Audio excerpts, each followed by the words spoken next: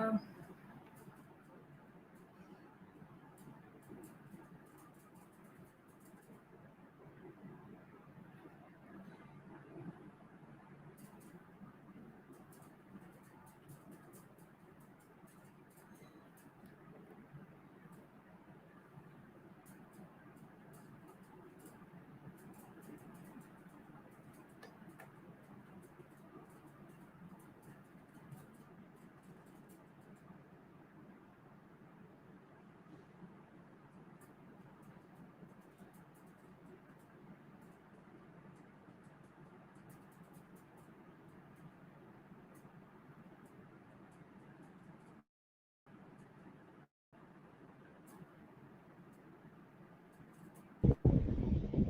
Jagrati.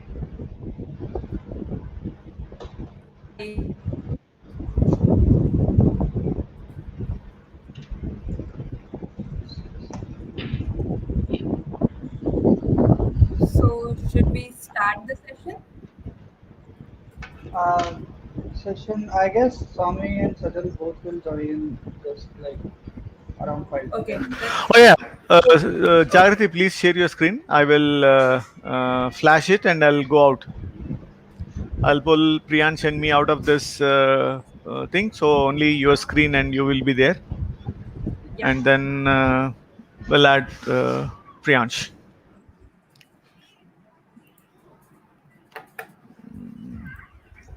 yep. So is my screen visible?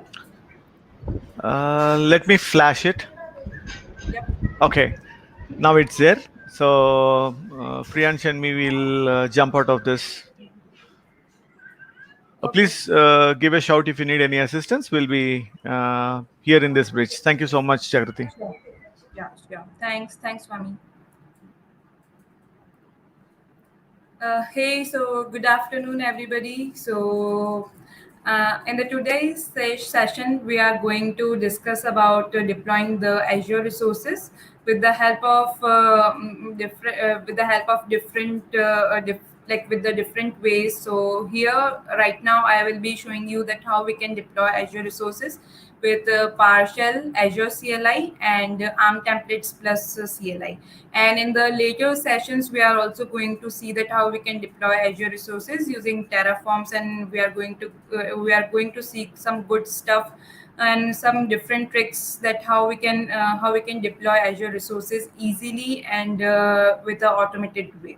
So in today's session, we are going to discuss about PowerShell, Azure CLI, ARM templates, and how we can deploy a Windows VM, Ubuntu VM, and also we are going to deploy a SQL Server and database using the ARM templates and CLI. So let's start with what is PowerShell, how we can use it, and then we are going to look at the scripts that which scripts we can use to deploy the Windows VM. So like and what are the takeaways from these sessions are like you will learn how to deploy the resources using the different command prompts and using the different ways like using the PowerShell, using Azure CLI, and these things.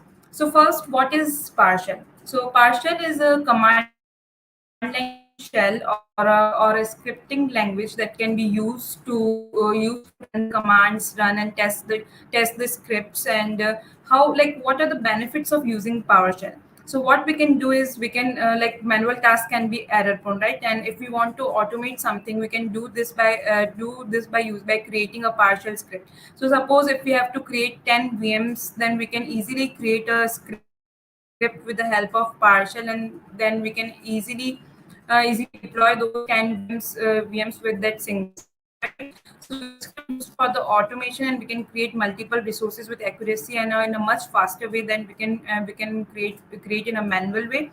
And it is a less time consuming because like we can run a single script for the multiple resources, or we can change the script parameters for deploying the different in the various resources.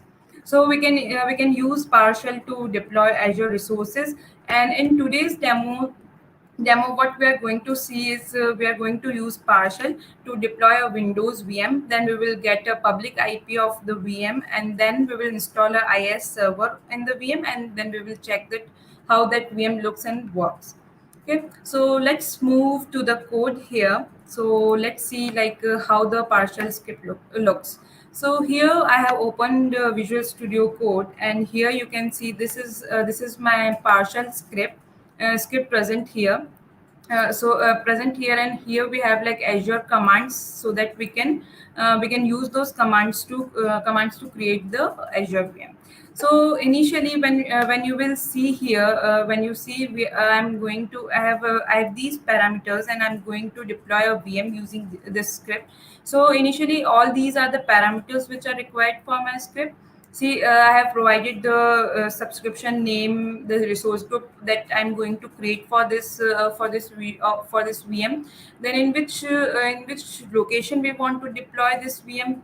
Right now, like we are providing east to west. Otherwise, like we can provide the different locations also. What is the VM name, VNet name, subnet name? All these things are things which we have like all these parameters which we are providing for our script. And here I'm providing the username and password here, and like what type of VM we want to deploy. So let's look at the commands which we are using here. So first, for creating a new resource group, we are going to use a new easy resource group that will create a resource group with this name which we have provided in this parameter. Okay, then for the credentials which we want to pass to the VM, we are going to create the credential from here, and then we are going to pass these credentials to our VM. And using this command new AZVM, we are going to create a virtual machine, and here all the parameters which we have defined here, that which image we want to use, what will be the username of that VM. So all that we can all those parameters which are we are providing in this command, and later we will retrieve the IP of the VM which will be created by this script, so that we can connect to that VM and see that how it works. So let me run this. So right now I have logged in with my credentials, and this is my default subscription here, so that I'm going to deploy all my resources here. So let me run the script, run this PowerShell script, and later we can see on the portal that how the resources are going to deploy. So I'm running this command here, so that we can check that how our VM is going to be deployed. Okay, so here it says that right now the first command which we checked here for the new easy resource group, it has created a resource group with this name in this location, and also we have provided some tags associated to that resource group, so that right now these tags will be associated with my resource group. So now here it is saying that we haven't provided any specific size for our VM. So by default, it is going to choose this standard D2S V3 VM. So right now it is going to create that VM. So let's take a look at the portal, and let's check if this resource group is present or not. So here I am in my resource group, and let's go to the resource groups here and check that what resource groups are present in my subscription. So if you will see here that the resource group which we provided here provided in our script, this that is RGPS demo 001, that has been created. And let's check the progress of the VM which is creating right now. So here you can see that see the progress, that it is creating the Azure resources, and right now it has created 26% here. So like the all the resources will be created under this resource group, and we are going to take a look at this. Yeah. So this is the VM which we right now created. That is VM Windows. So if we see here, this was the name which this was the base name which we provided, and this was the VName virtual machine name which is here. So here when we check this Windows VM here. So if we click here, it is going to provide us the RDP file so that we can connect to this VM, and also we can check that this is the IP associated with this VM. So let's try to connect to this VM, and I'll download the RDP file here so that we can connect to this VM. So this has been downloaded, and let me open this file. Let's say connect, and we are going to connect to this VM. So here we have to provide the username and password which we have provided in our script. So when we see here, so this was the username and this was the password. So let me connect it with the help of these credentials.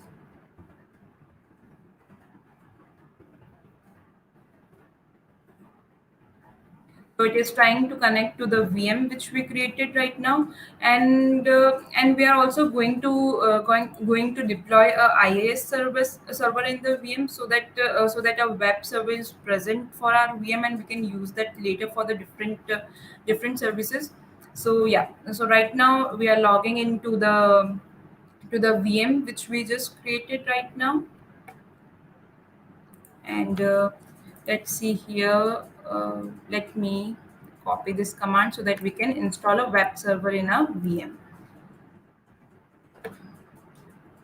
Okay, so now as you all can see that I have entered my virtual machine which I just created right now, and here what we are going to do is with the help of PowerShell only, we are going to deploy we are going to install a web server. So let me open a PowerShell here, and I'll run that command so that we can deploy the web server.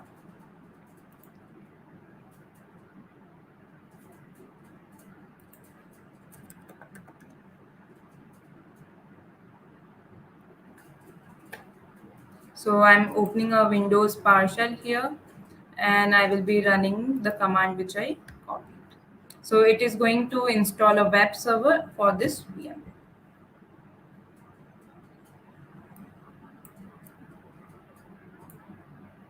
So it's collecting the data, and it is going to create a web server in the VM.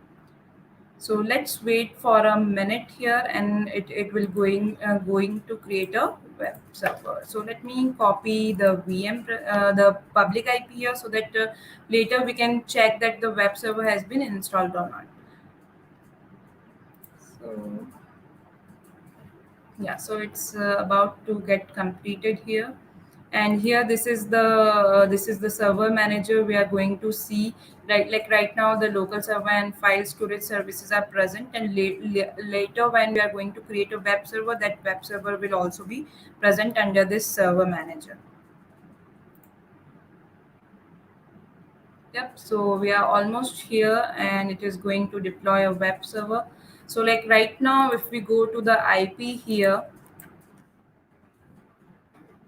we will yeah, so like it's under progress, and it is almost completed. So here we can see that the web server has been installed for this VM. So let's check here. So it is completing, and it's almost like about to complete, and later yeah, so now it has been successfully deployed, and we can check that web server, and here in the IP also we can check that IS server has been installed. So in this way, with a PowerShell script and the few commands, we can easily create yeah, so like we can easily create a VM within few minutes, and without writing so much of the code. We can easily create a Windows VM with the help of PowerShell script. So let's move to the second way of deploying Azure resources, that is using the Azure CLI. So what is Azure CLI? Azure CLI is a set of commands used to create and manage the Azure resources, and like it's also a kind of command prompt that we use. Like it's a CLI command line interface that we use to create the resources, and similar to the PowerShell script, it can be also used for the automation, and we can write the bash scripts, and we can use the CLI commands to deploy the resources. So what we are going to do with Azure CLI today, we are going to deploy a Ubuntu VM with Nginx server, and similar way we are going to run the script and then get the public IP of the VM, and then we will be connecting to that VM using SSH. So let's see the demo for that one. So if we see here, I have a bash script here. So let me show you this. Yeah, so what we are going to do first, we are going to create a SSH key here, and then after creating that key, we are going to deploy a Ubuntu VM to the Azure. So we are going to create a resource group with the name of demo 002 with the same location east to west. The name of the VM will be Ubuntu VM July 2021, and the demo user will be then the username will be demo. So first command here is like az group create, that is used to create create the resource group, and then we are going to list the resource group that the resource group which we created is present or not. And then with this command here, we can create a virtual machine. So we are going to provide the resource group name which we will be just creating in this script, then the name, the image, that which image we want to deploy. That right now, like we want a Ubuntu VM, so we are going to deploy that, and the admin username. And for authentication, we are using a SSH key, so we are going to provide the key which we will create. And later, then we can see the what is the public IP of the VM, and then we can connect to that VM. So let's try to deploy this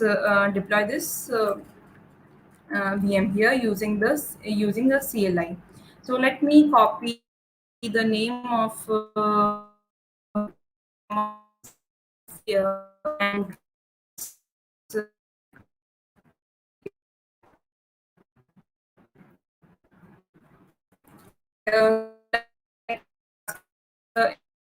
save my key with the SSH key which we are going to create. So let me say it as a secret key.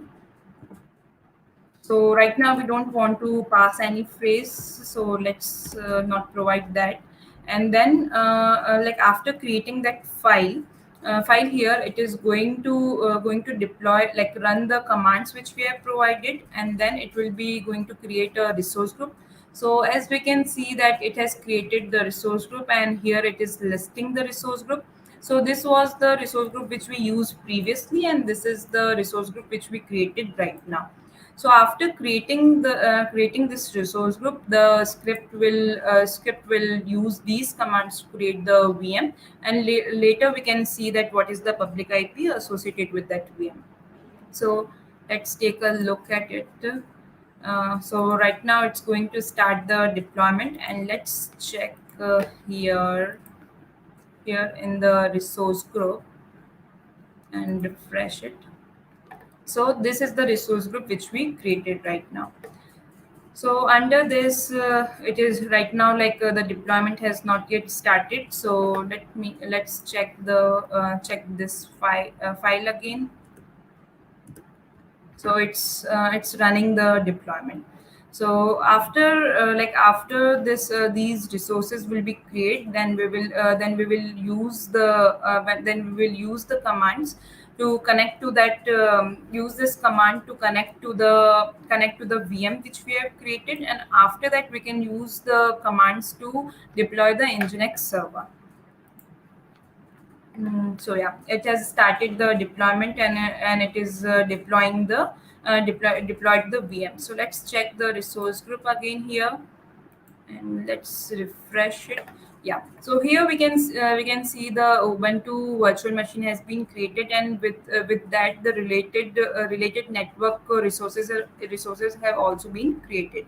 So here if we go to this VM, and when we check the public IP, this is the public IP that is associated with the VM. So let's try to connect to this. Let me paste it here, and let's paste the public IP which has been uh, associated with the VM. So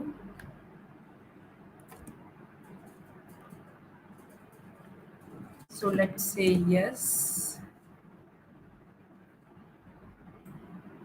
Yep. So we are into the Ubuntu VM which we created.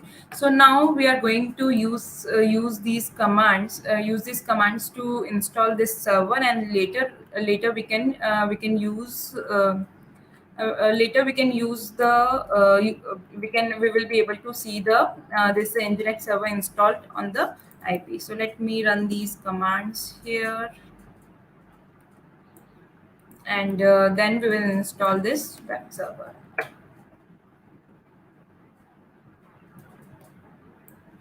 Yep. So let me run the second command. We are going to install the Nginx server, and it is going to deploy that server. So now when we will check this IP, the Nginx server will be deployed to that IP. So let me check that. Sorry. So let me copy this IP here and paste it here.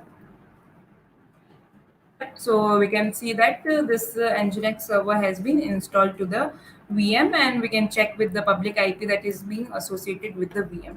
So this is in this way we can create the Ubuntu VM, and we can also we can also connect here using the different options. And if we check this SH tab here, so it displays the same command which we used right now to connect to the VM. So like with this public IP we can connect to that VM, and it is going to use the SSH key which we generated and connect and helps us to connect to the VM. So let me also close this previous command here, and this was the Ubuntu VM. Yeah. Okay, so now the next way of deploying the resources here is using the ARM templates. So ARM templates are basically the JSON file that defines the infrastructure and configuration for our resources. So basically, it is an infrastructure as code, and it is a declarative way to provide the resources, or write the code in such a way that we can use that code to deploy the different Azure resources. So if we see that why should we use the ARM templates, right? What is the use of having these templates? So what we can do with the ARM templates is we can easily create the entire infrastructure declaratively. Like we can just write a JSON file to deploy the entire configuration or entire infrastructure for our organization, like the VM, SQL Server, web apps, or Cosmos DB, or whatever resources which we need for our organization. We can easily deploy those resources with the help of ARM template. So resources can be created in an orchestrated way, like we can have a managed way to create those resources. The templates can be divided into the components, like either they can be nested templates, or they can be the linked templates which we can use. Like if like suppose there are thousands of line in our ARM template, then what we can do is we can modulate that template using the link templates. We can create the sub templates, or we can separate out some templates from the main file, and then use those link templates to deploy our resources. Validation is provided by the resource manager to the template before deployment. So like we also have a validate functionality, so that we can validate the ARM template and then deploy it, so that those issues or the errors which we have in our ARM template can be easily get rid with the help of this validation. We can also review the deployment history and get the information about the deployment. So like whenever we deploy the resources, we get a deployment history, and we can check if there are any issues, or the history that who has deployed which resource. We can easily check that. And the templates can be integrate into CI/CD pipelines, CI/CD pipelines, so that we can create the build and release pipelines with the help of these ARM templates, and easily create the resources. Like either suppose we want to create the resources on weekly basis or monthly basis, then we can schedule those pipelines and easily create those Azure resources. So what we are going to do right now is like we have ARM templates to create the SQL Server and database.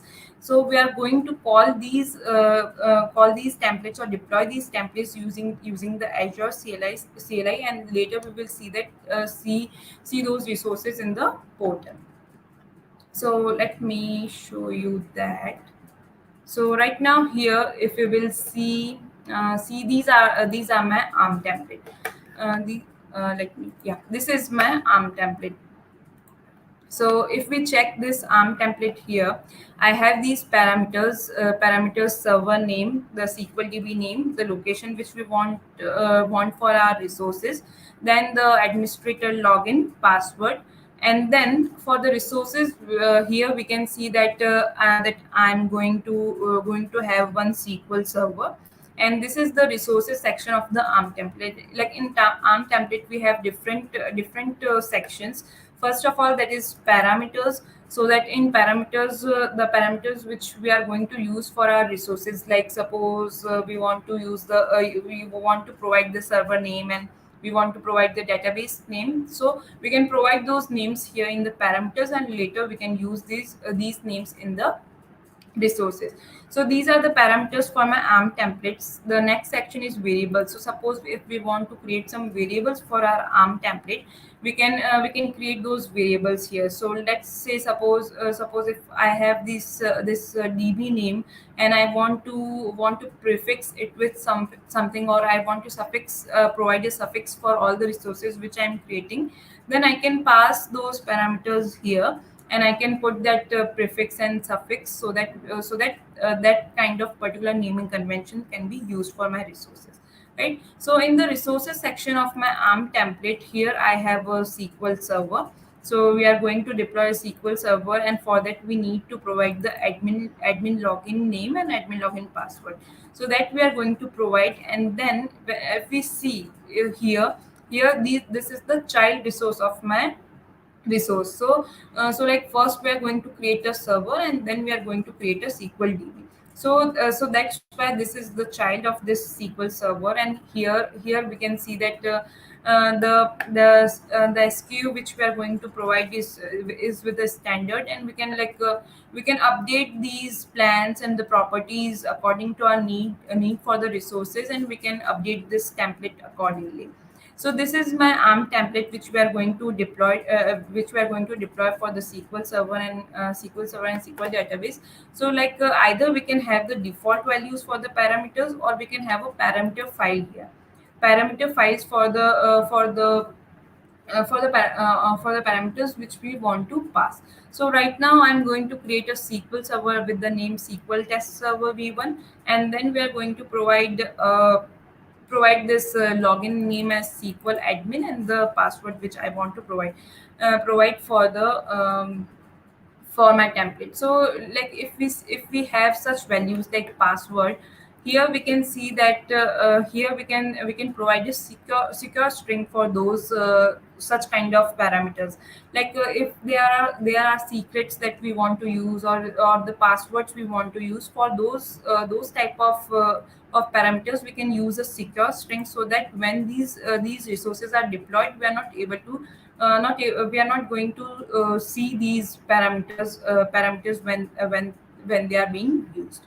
So here I have this ARM template, and I want to deploy this ARM template using the Azure CLI, right? So we have this command here, so that we are going to create a deployment with the help of this template and parameter file.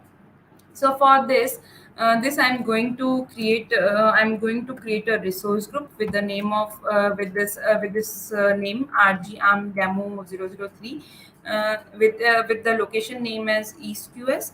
And here the template file path and parameter file path is like where my template file and where is my parameters file.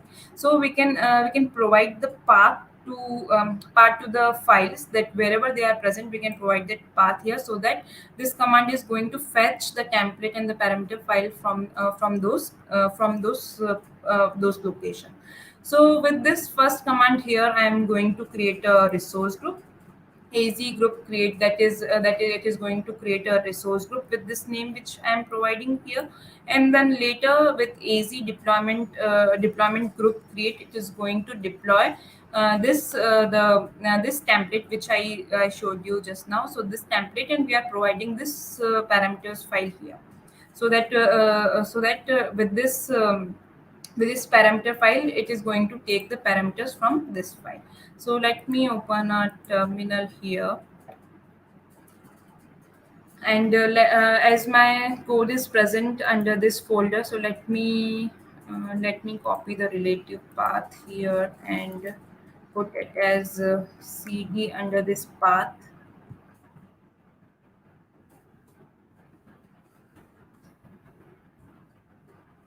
Sorry, so let me put this. So yeah, now we are under this folder, and now it will be able to get these files. And if we see, like, we have provided this path right now, so we are under this folder. Otherwise, we can also provide the full path here and then deploy it. So let me run this script here. So let me change it to Azure deploy. So I'm running this bash script, and it is going to run the commands which we are using for creating the resource group and creating the arm template deployment. So looks like it has just created the resource group which I have provided, like RG arm demo 003, and then it will take some time to deploy the SQL Server and database. So let's check the portal here and let's try to check the resource group that it is present here or not.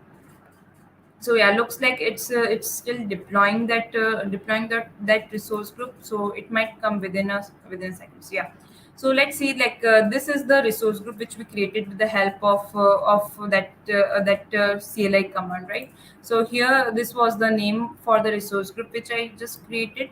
So let's also check that yeah, it's still deploying. So let's see this. Yeah, so it's still deploying. So like, if you remember, I just like in the previous PowerShell script, we also provided some tags to the resource group, right? So these are the tags which we provided with the resource group creation command, right? And we can pass these tags with the deployment also. And if we want to provide the tags to the specific resources, then also we can pass those tags and associate the tags, and later they can be used to classify those resources with the specific tags, or we can classify those resources with the for the billing, and we can make use of these tags to group those resources together. So yeah, it's still running, like it's a SQL Server, so it will take some minutes to deploy. So let's wait for a minute, and then we will check that either that SQL Server has been deployed or not. So while coming back to the script, like which we used here, like easy deployment group create. So right now, like this deployment is against the resource group, right? So if we want to, we can also have some deployments associated with the subscription, like the policy assignments, or the tags, or some resources that are at the subscription level. So we can also deploy those kind of resources with the help of some changes in this command. Like, we can have a AC deployment subscription create, so that deployment will be against the subscription. Like right now the resource creation is against the resource group, so that's why we are using this command. So let's take a look here if our SQL Server has started creating.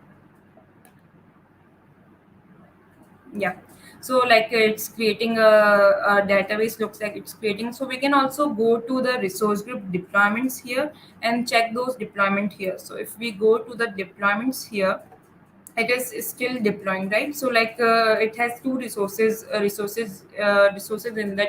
in that deployment. And like we can also provide the specific name of the deployment if we want. Like if we don't want default file name as the deployment name, then here we can also pass one more parameter, that is name parameter, so that we can have a specific name to the deployment.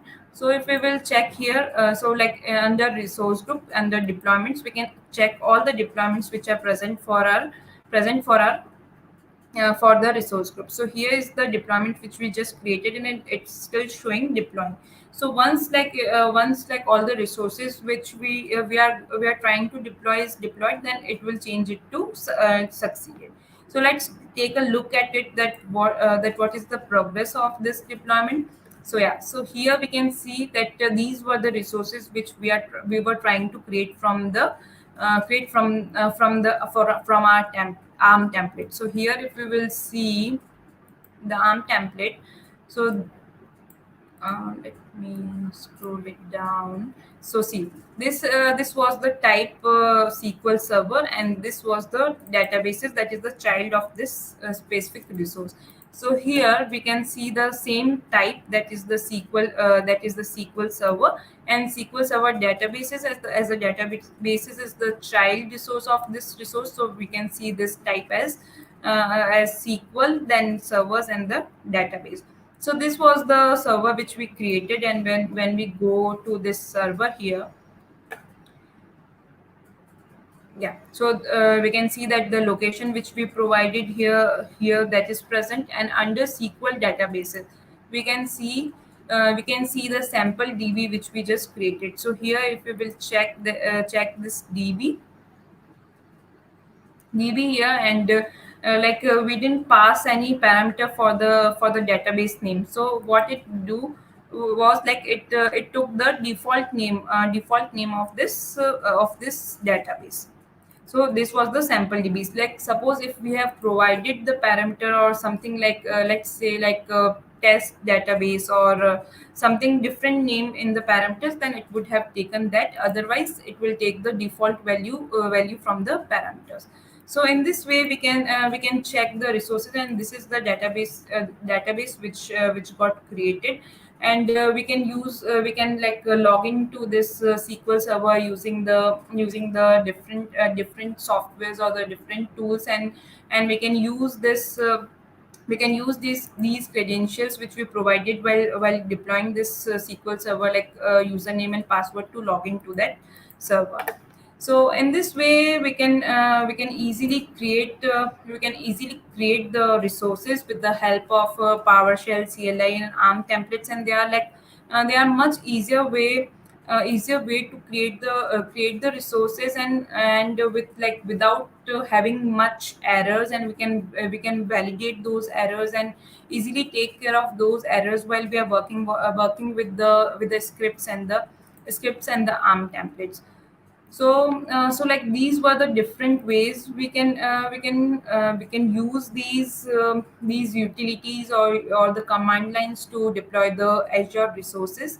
And that's what I had for today's session. And later on we will Priyansh, Sajal, and Swami will join you guys to show the Terraform and the different more ways that how we can create those Azure resources. So thank you and have a good day and be safe. Hey Jagriti, thank you so much for that session. That was pretty wonderful, and I think the next session is by Priyansh, and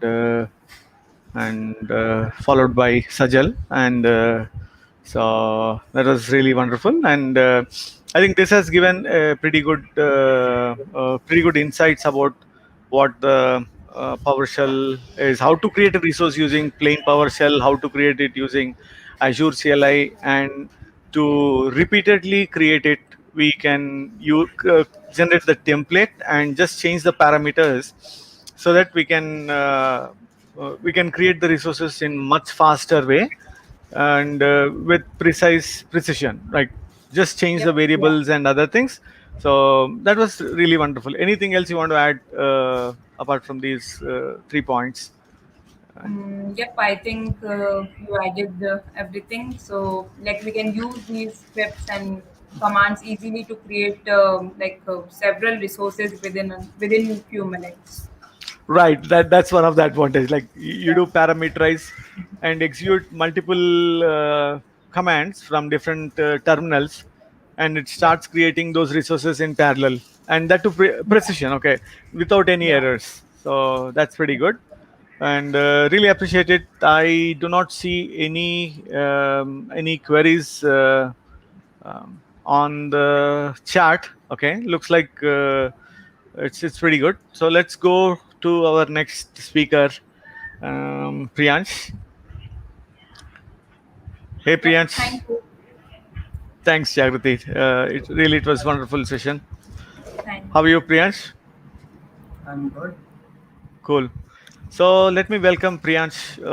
Priyansh, could you please share your screen? Just a second.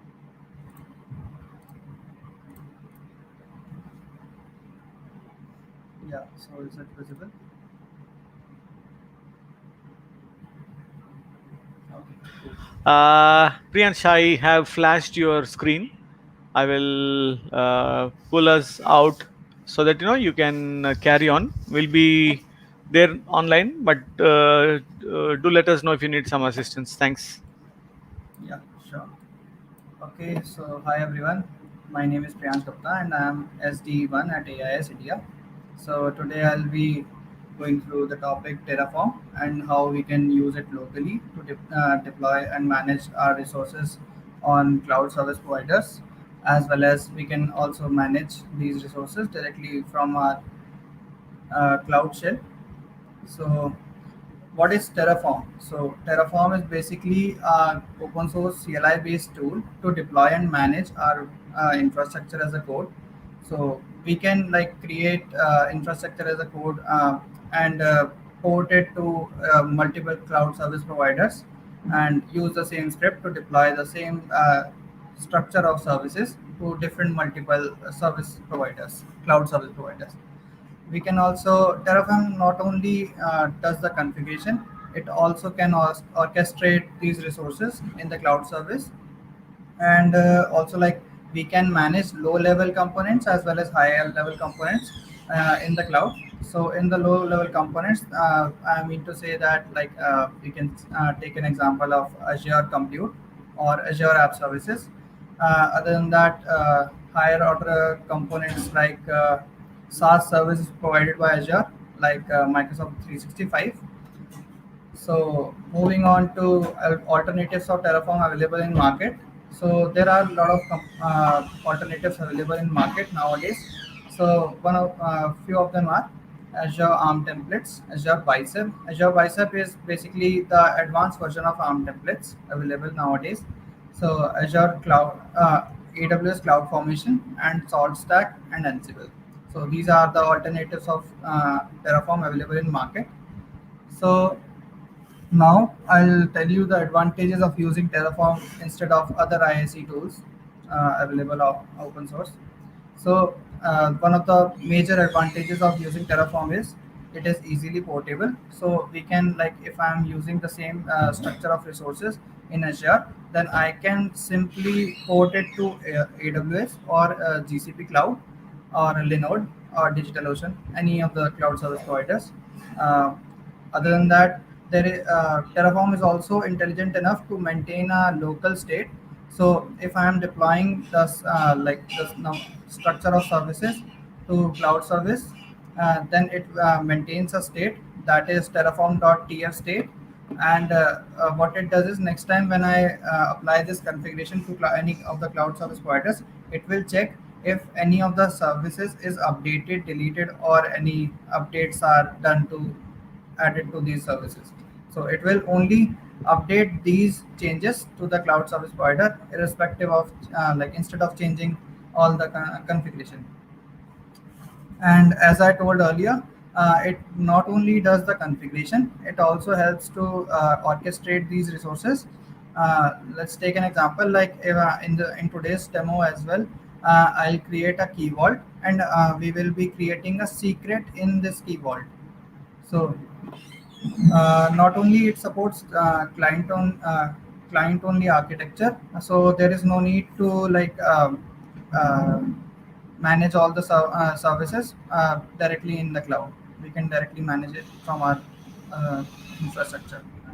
So components of a .terraform config files, module, provider, state, and resources, variables, and outputs. So module, it is basically a folder in which all the components or the files are stored of the Terraform configuration.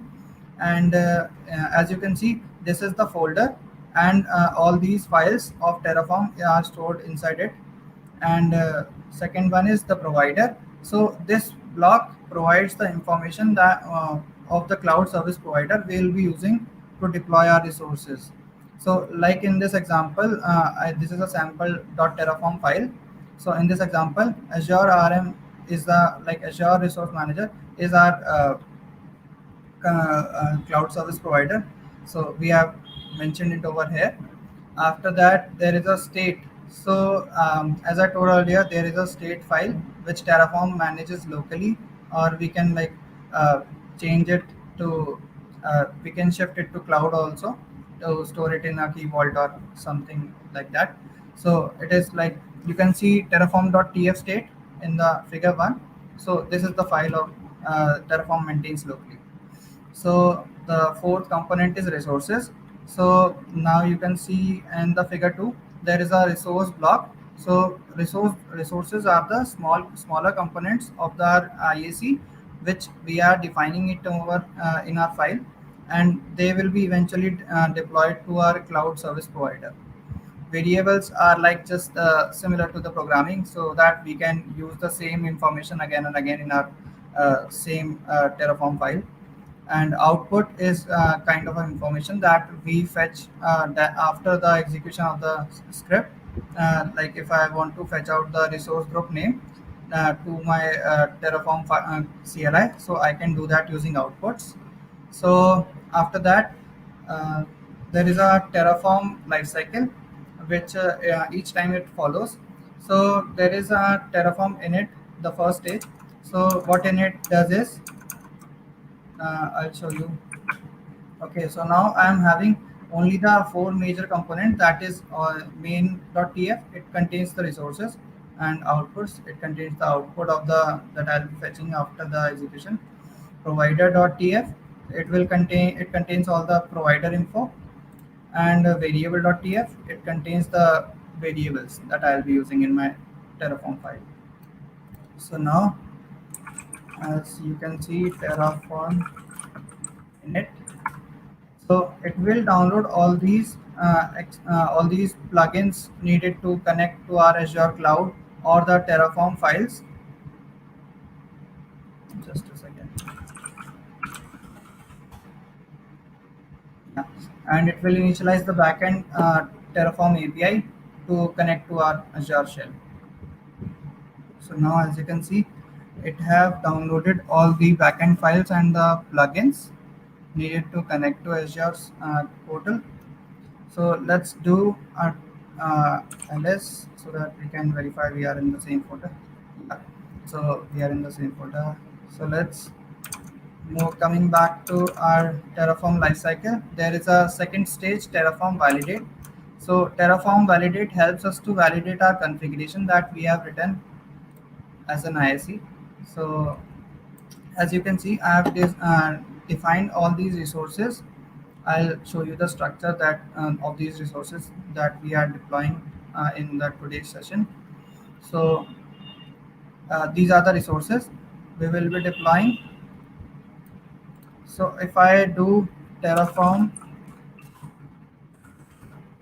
validate, it will check our configuration, and if it's valid, then it will show us that it is successfully validated.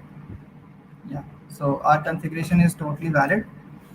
So coming back to the third stage, Terraform plan. So Terraform plan is a kind of a it shows us the menu of what all resources will be created, updated, or deleted So if any resources is to be created or updated created, then it will show us through the plus green plus symbol, and if it has to be deleted, then it will show us in minus red symbol, and if it needs to be updated, then it will show us tilde yellow color. Okay, so now I'll show you.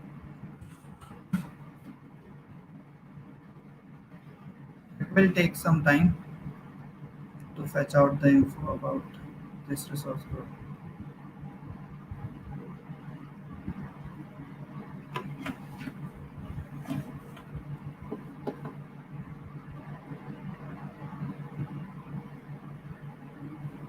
Okay, so in the meantime, I'll show you the files that I have created. So these are the variables that will be used in my main.tf, and this is the prefix to name all these resources starting from tf demo, and this is the location to be used again and again, like to define the location of the resource to be created. And these are the outputs. So they are basically the values that will be fetched out at the end. As you can see in our plan, you can visualize that these information will be known after apply and will be fetched after the execution of the script. So you can see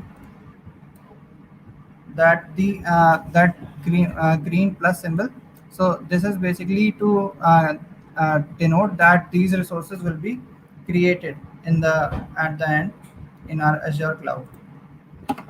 So moving back to the fourth stage, Terraform apply, and the fifth stage, Terraform destroy. So Terraform apply, so Terraform apply. So this stage, in this stage, all the configuration that is displayed in our plan and validate it is validated using validate command. So this configuration we will eventually be deployed onto our Azure portal. So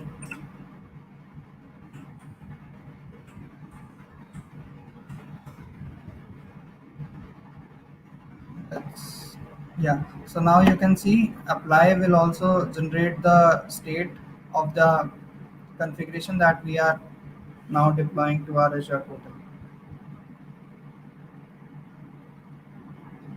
So it will take some time. In the meantime, I'll show you how to install Terraform locally. So these are the steps. So basically, you have to download the package of the Terraform, compress the file, and it will be extracted into the local directory C. And you can, like, this is the executable. You can link to this executable directly into your environment variables. You can add that, and after this after adding this link, you can directly access this Terraform executable from your shell or PowerShell.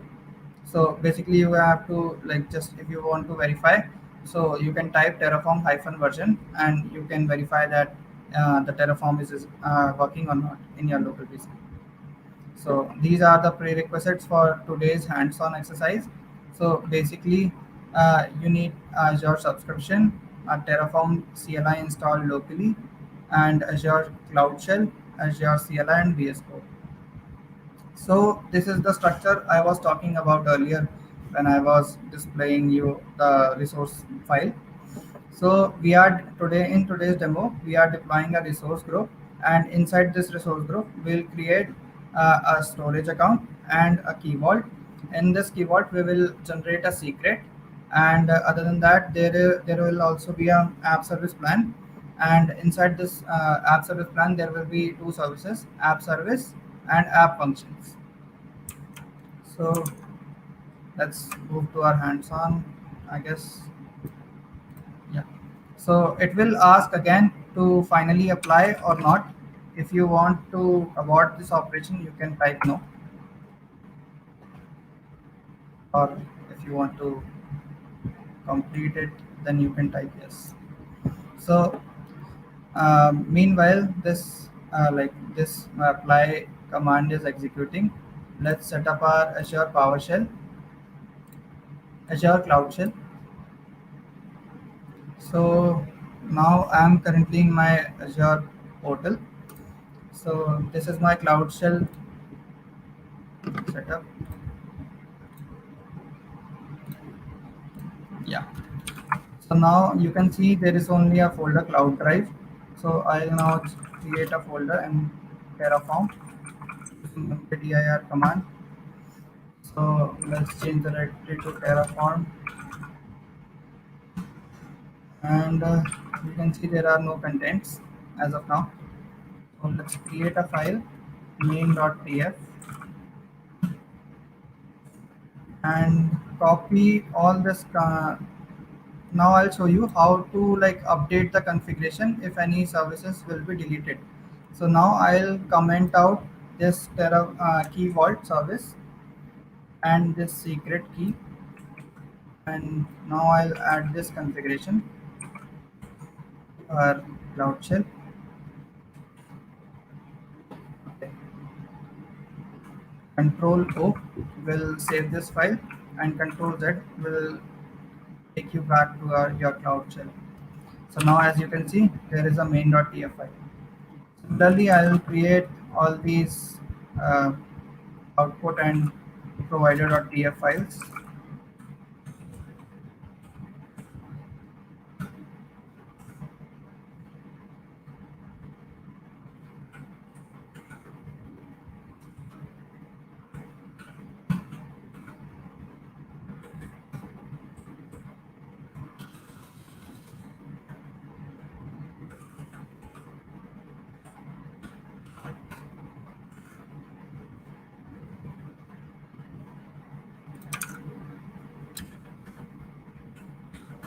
So I'm just copying it and saving these files as of now.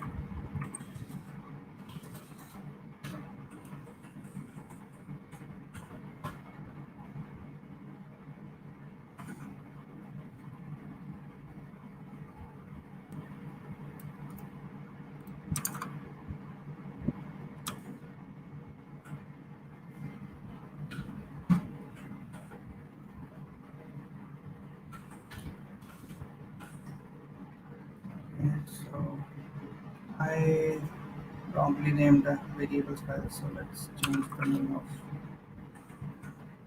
this file.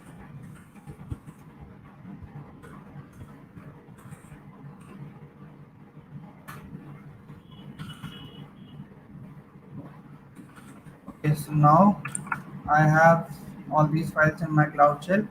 You can also visualize if you want to check verify that the content is there in your file or not using cat command. So this will get out all this. So let's clear out and check if the Terraform is installed in our Cloud Shell or not using Terraform dot hyphen version. So it's there, version 101. So let's do Terraform init. So it will similarly as last time, it will download and all the backend and the plugins needed to connect to Azure Shell. So now we see that. So now you can see all these .terraform folder and .terraform log.html file, HashiCorp language.file are downloaded from Terraform server. So let's do Terraform plan. Let's check if the earlier execution is done or not. Yeah, it's still executing.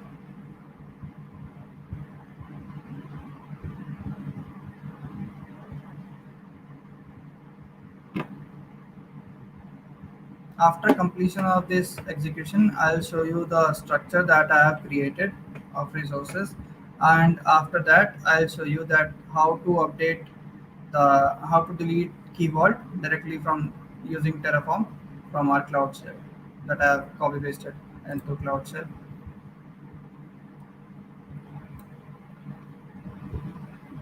in the meantime, let's go through this main.tf file. So as you can see, these are the resource components that I have defined in the Terraform configuration file.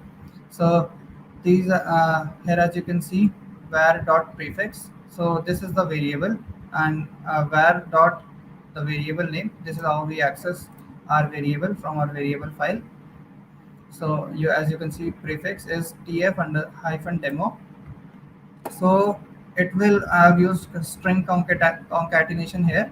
So dollar var dot prefix hyphen res dot group. So resource dot group. So this will be eventually created as tf hyphen demo hyphen res hyphen group. So this will be the final name of our resource group. So similarly, var dot location will fetch out the location from our variable file. So this data block is generally used to pick up the fetch out the information for tenant and like all the subscription file of our portal from our portal directly to our Terraform state. So this is a resource. This is a resource of Azure Storage account, which will be created inside the resource group. So as you can see, this is Azure RM resource group. For this is the name of the resource that is defined as resource group in our Azure portal. And here the second name. This is the reference to this resource in our file. So we can if I want to fetch out the id of the resource group created in Azure portal after the creation of this resource, then I can use this Azure RM resource group dot tf resource group, which is this demo name, reference name, and dot name. So this will fetch the name to directly and give this storage account the resource group name. So similarly, you can if you want to check out how we can from where we can uh, s- take this information, like all this code ISE. So you can check out this Azure RM registry.terraform.io providers and Azure RM. So here you can see if I want to create a key vault, then I'll search for a key vault, and you can see resources. Under the resources, there is Azure RM key vault. So if I'll go through this documentation of Terraform, so it will show you the example usage, and also like these parameters which we are passing over here, and it will all below this it will also show you what is the use of which parameter we are using, and also the additional parameters that we can add to define our resources efficiently. So now, as you can see, all our resources are created and nothing else destroyed. So now we can visualize this in our portal.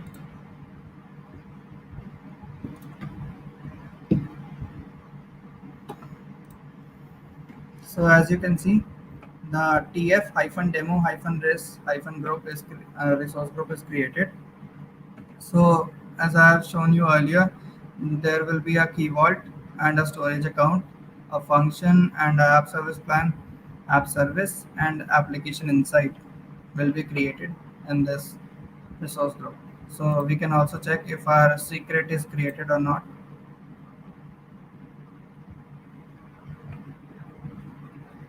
So yeah, it is there. So our first part, which is deploying resources from Terraform locally, is done. So let's move on to our Cloud Shell part. So as I have also created all these resources, all the configuration, copied this configuration into this folder, and now we can delete key vault from this configuration as I commented out the key vault definition from our main.tf file. So let's do a Terraform plan. It will show.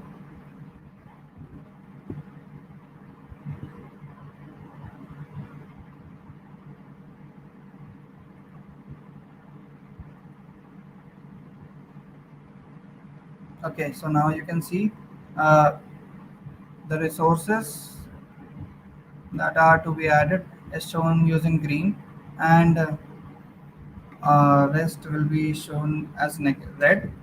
So let's do a Terraform validate. Yeah, so our configuration is valid. Terraform apply. So in Terraform Apply, instead of passing yes in the later steps, we can also add a comment to auto approve our all the requests. So this will auto approve all the yes or no's asked after this execution.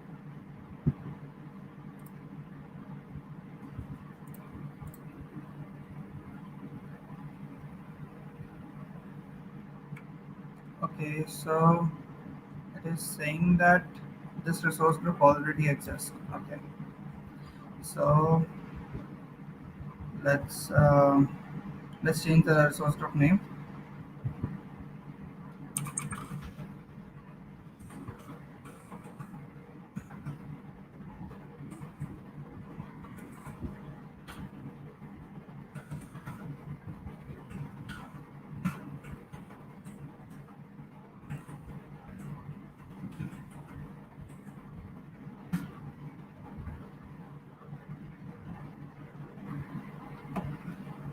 Now it should work.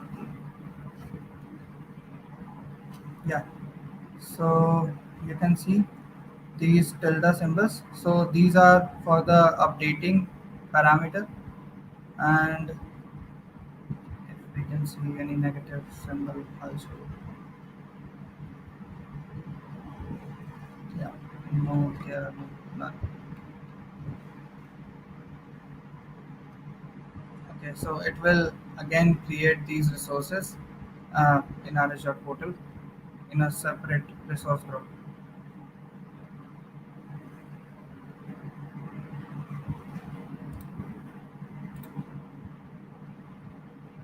You can see tf demo hyphen 1907 hyphen res hyphen group. This resource group is creating resources inside it.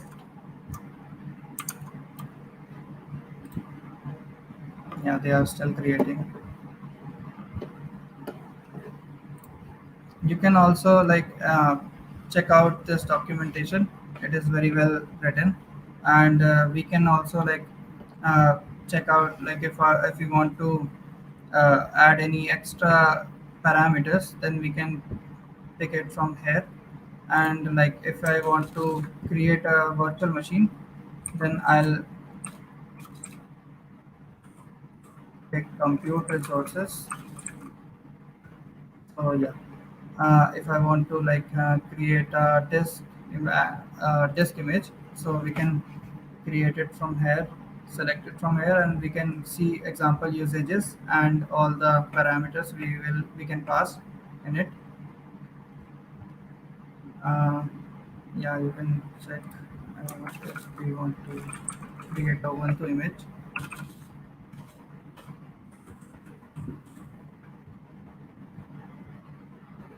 Yeah, so we can choose Azure Virtual Machine, and we can pick it from here.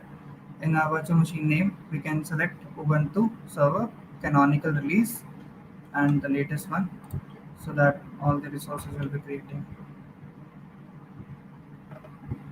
Okay, so the storage account already exists in my previous like loop when I deployed this same configuration locally. So the storage account is specific to the tenant ID. So let's change the storage account name also.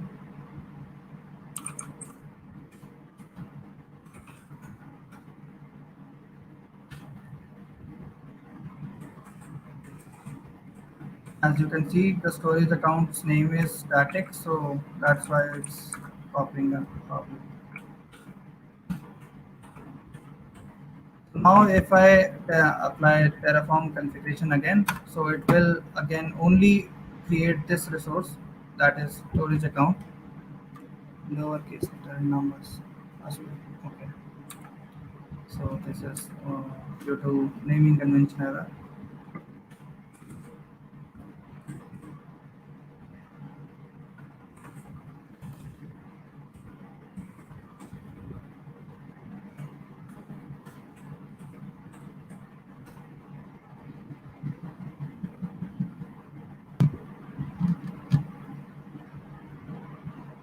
Yeah. So now it will refresh the state and create only the storage account, and rest of the resources will be ignored from the configuration.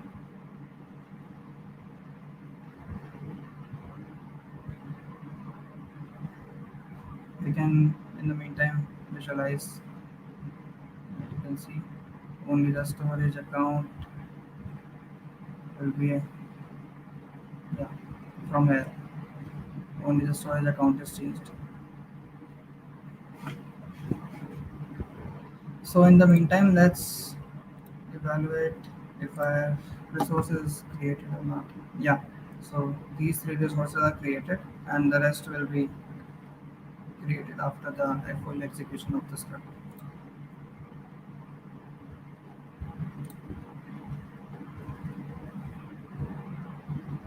It will take some time. So let's,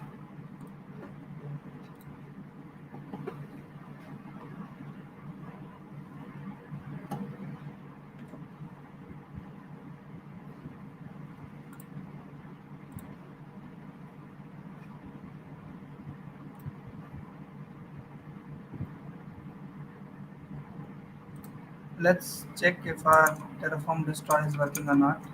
So let's try Terraform destroy. It will delete this resource group, that is tf demo resource group, that we have created earlier in the local execution demo. So let's add auto output.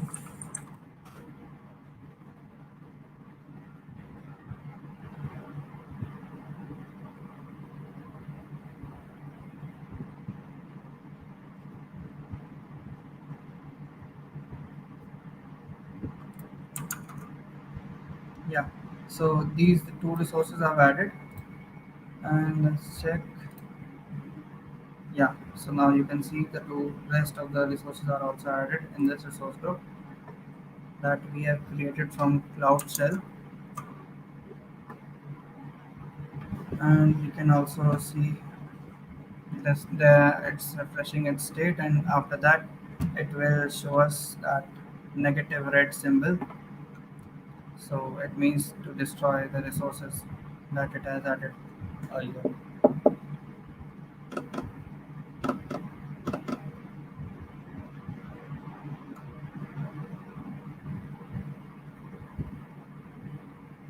Yeah, now you can see this red symbol, negative symbol.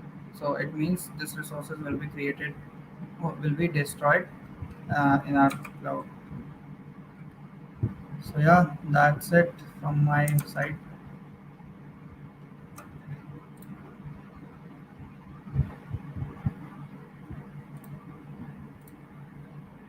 Swami.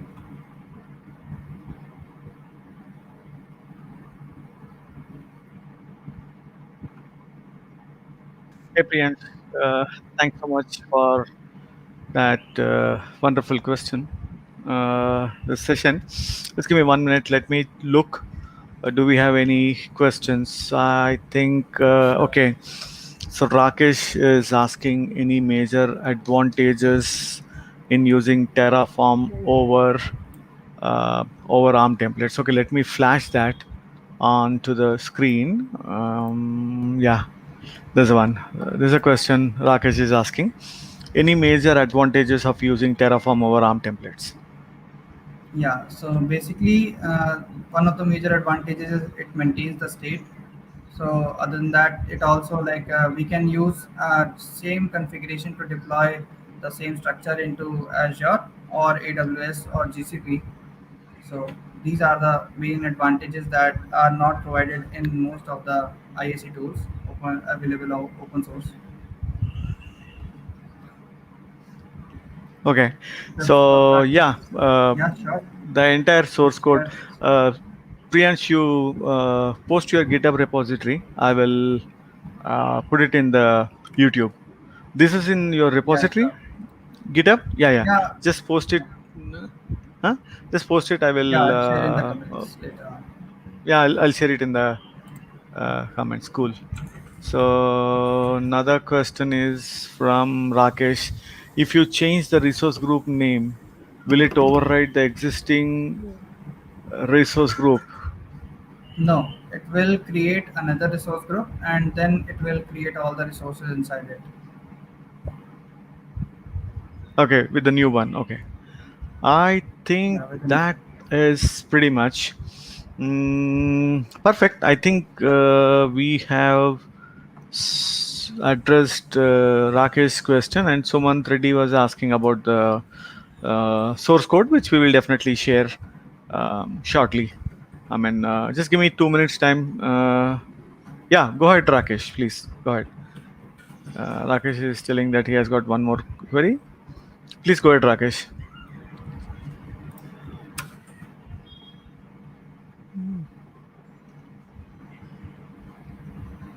I think he's typing it.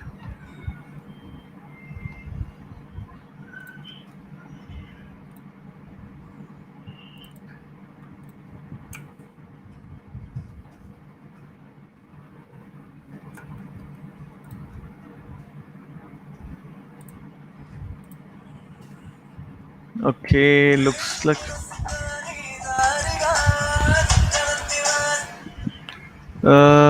How can I achieve? What is that? It's not a full query. How can I achieve that? What is your query, Rakesh? Could you please type your full query?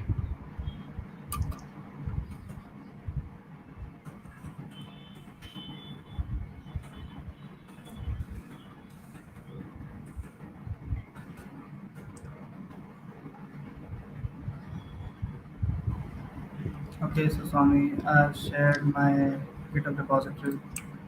To in the YouTube channel or No, not in yeah, in to the me, to me. chat. Okay, Chat. yeah, sure. I will post it there. Let's give some time to Rakesh to paraphrase his query. Rakesh, could you please paraphrase your query because we are not able to understand that. Okay. Git GitHub link for yeah, session. Okay, I think Sumant Reddy who asked that question. Yeah, Sumant Reddy. There you go. The link is there for Priyansh Gupta's session. Please go and grab. Rakesh, you can post the query. I think Priyansh will be on the line one Yeah, till sure. Sajal completes his session. So anytime you post it, take your time. Next one is pretty interesting one as the other sessions. This is from Sajal Sood. Let me introduce Sajal. Hey Sajal. Hi, Hey Swami. Hi, Sajal. Priyansh. How are you, Sajal? Yeah, hi Sadal. Fine. How about you? Yeah, good. Thank you so much, and it was really great. So Priyansh, Sajal, Jagrati, and me, we all are colleagues. So it was like a colleagues discussion. We are having this session. It was seriously good, and happy that we are doing some whatever the learning experience which we had. We are sharing with broader audience, and really appreciate Priyansh and Sajal. Yeah, Sajal, could you please share your screen, Sajal? I'll flash it so that you can Okay. give your introduction and get going. Priyansh and me will be on the bridge, but give us a shout. You need anything? Okay. Sure, Swami. Perfect. Okay, so I'm pulling Priyansh and me out. We'll be Yeah. waiting. I Okay. think Rakesh, I'm not able to understand your query. You said I have one more query. How can I achieve? So I told, please post the query. Rakesh, we are here for next 1.5 hours. We'll be here. So anytime you post it, we'll pick that up. Okay. Thank you. I'll be waiting for you. Sajal, it's all yours, Sajal. Thanks. Okay. Thank you. Hi, everyone. Hope you are doing well and staying safe. My name is Sadal Sood, and I'm currently working as SD1 at AIS. So, in this session, we will talk today that how we can deploy the resources using Terraform and ARM templates in ADO, and how do we integrate the blob storage trigger with ADO. So, let's start. So the contents that I will be explaining about are what is ADO. ADO stands for Azure DevOps. Then how we deploy Terraform and ARM in ADO, about Azure functions and blob storage trigger, and how do we integrate the Azure DevOps with blob.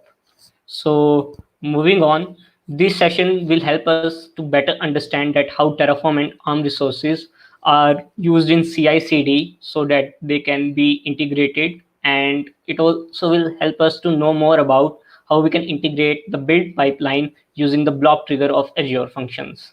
So moving on, what is Azure DevOps? Azure DevOps is a software service which is provided us to by Microsoft Azure. It provides us an environment to support, plan, collaborate, build, and deploy applications. It provides integrated features in a browser or in our local machine.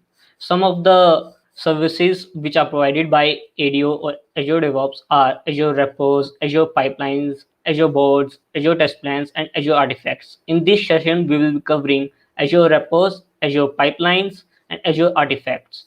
So moving on, let me tell you about the workflow, the flowchart which we'll be going through. First of all, we have the Azure DevOps, and for Azure DevOps, we'll be creating a repository in Azure Repos. From that repository, we will be creating a build trigger. The build trigger will generate a drop artifact, which will be used by Azure Artifacts. And in the fifth step, we'll again publishing those artifact, the drop artifact, to the release pipeline, which contains many environments like the development environment, the stage environment, the QA environment, and the production environment. And secondly, I will also be explaining that how can we trigger the pipelines from outside our organization, and through and also through Azure functions like the blob trigger, which will help us to integrate with the Azure CI. So let's move on. What is Azure Repos?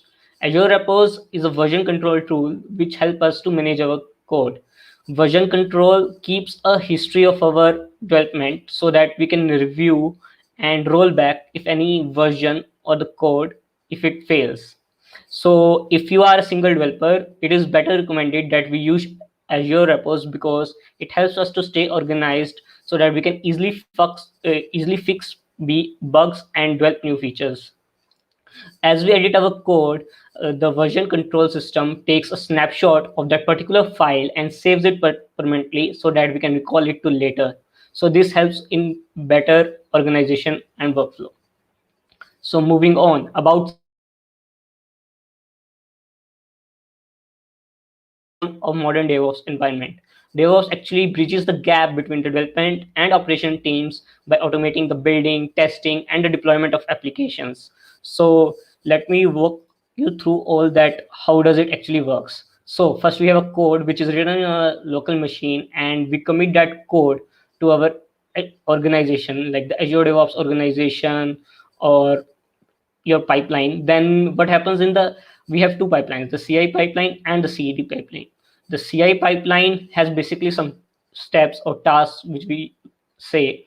The first task is to build that particular code which we have provided, then do some unit testing on particular applications of that code, and then as a whole, when the whole code is built, we do integration testing. Then after integration testing, we have a drop which is then set to the CD pipeline so that it can be reviewed by project owners and the shareholders, so for better understanding that how it works. And after reviewing all these steps, it is sent to staging and production. First of all, it is sent to staging. The staging environment is production like environment. It has all the features and configurations as production. We want this step so that we can better say that if the code fails, where does it fail. After staging is being completed and it has been verified by the project owner, it is sent to the production where the users can use the application. So moving on, what is Azure Pipelines? Azure Pipelines, the CI/CD pipeline simply provides us better feature as Azure provides. So they can help us to, from Azure Repos, we can maintain a central repository, and Azure Pipelines maintain the build and release pipelines for the given project, and they are the crucial part of the development and operations part. So let's move on. So what is an agent and its type? Agent is basically a installable software that we used to run a job at a time. So in pipelines, we have agents, and we can have multiple agents as according to our need, and the multiple agents can have multiple jobs in ADO. So to build our code and deploy the software, we just need at least one agent. So there are two types of agents: the Microsoft hosted agents and the self-hosted agents. The Microsoft hosted agents are provided us by Microsoft, and they have some particular specifications and dependencies are already embedded in them. But in case of self-hosted agents which are used by organization, we have to set up the self-hosted agents on the VMs, and then we have to install all the dependencies and all that stuff. So it's basically you have to do it on your own. But Microsoft hosted agents provide us better support as they already have the dependencies and all that stuff. And if we want multiple agents, then we have to purchase them, as we have only one agent for a particular organization in the free tier criteria. So moving on, what is a release pipeline? So once we are done with the build process, so we have a drop, as I mentioned earlier, the build artifact.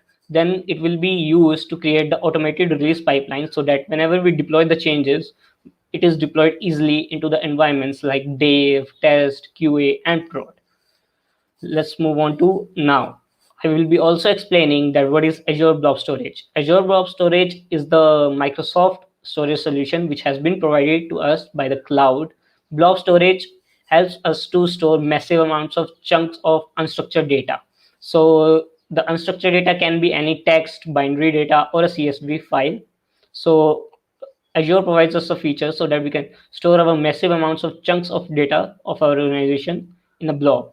So Azure Blob Storage is of three types: the block blobs, the append blobs, and the page blobs. The block blobs store text and binary data, and also the CSV files. The append blobs are just the block blobs, but they are also used for storing the logging files which are generated from the VMs or the web apps. The page blobs are also important as they store the random access files, and they also helps us to store the VSD files and the disk from the Azure VMs. So let's move on. Why do we need blob, and what is blob required for? So Azure Blob Storage Trigger helps us to, the blob will help us to start a function whenever a new blob or updated blob is detected. Whenever new file or updated file is detected, the blob contents are then provided as input to the function. The Azure Blob Storage only triggers require a special case that it should be a general purpose storage account. So we will have a storage account which will have a blob container. So let's move on. So how do we, as I mentioned, that we'll be using the Postman to send a post queue request to our Azure DevOps organization for CI and CD. So this is particularly a basic syntax, like the post request is sent to the Azure DevOps, the organization name, the project name, the API, which consists of the build and build definition ID, and the API version for that particular. So we will be sending using Postman and using the JSON parameters. The body of JSON looks like particularly this. We have a parameters which have a variable name param, and it has a value which is query metrics.csv, and definition ID can be anything. Like right now it's not fixed. I will be showing this later on. The headers of JSON are the content type and authorization. So basically we will be needing a PAT token to authorize this from outside, how to trigger the ADO pipeline and all that stuff.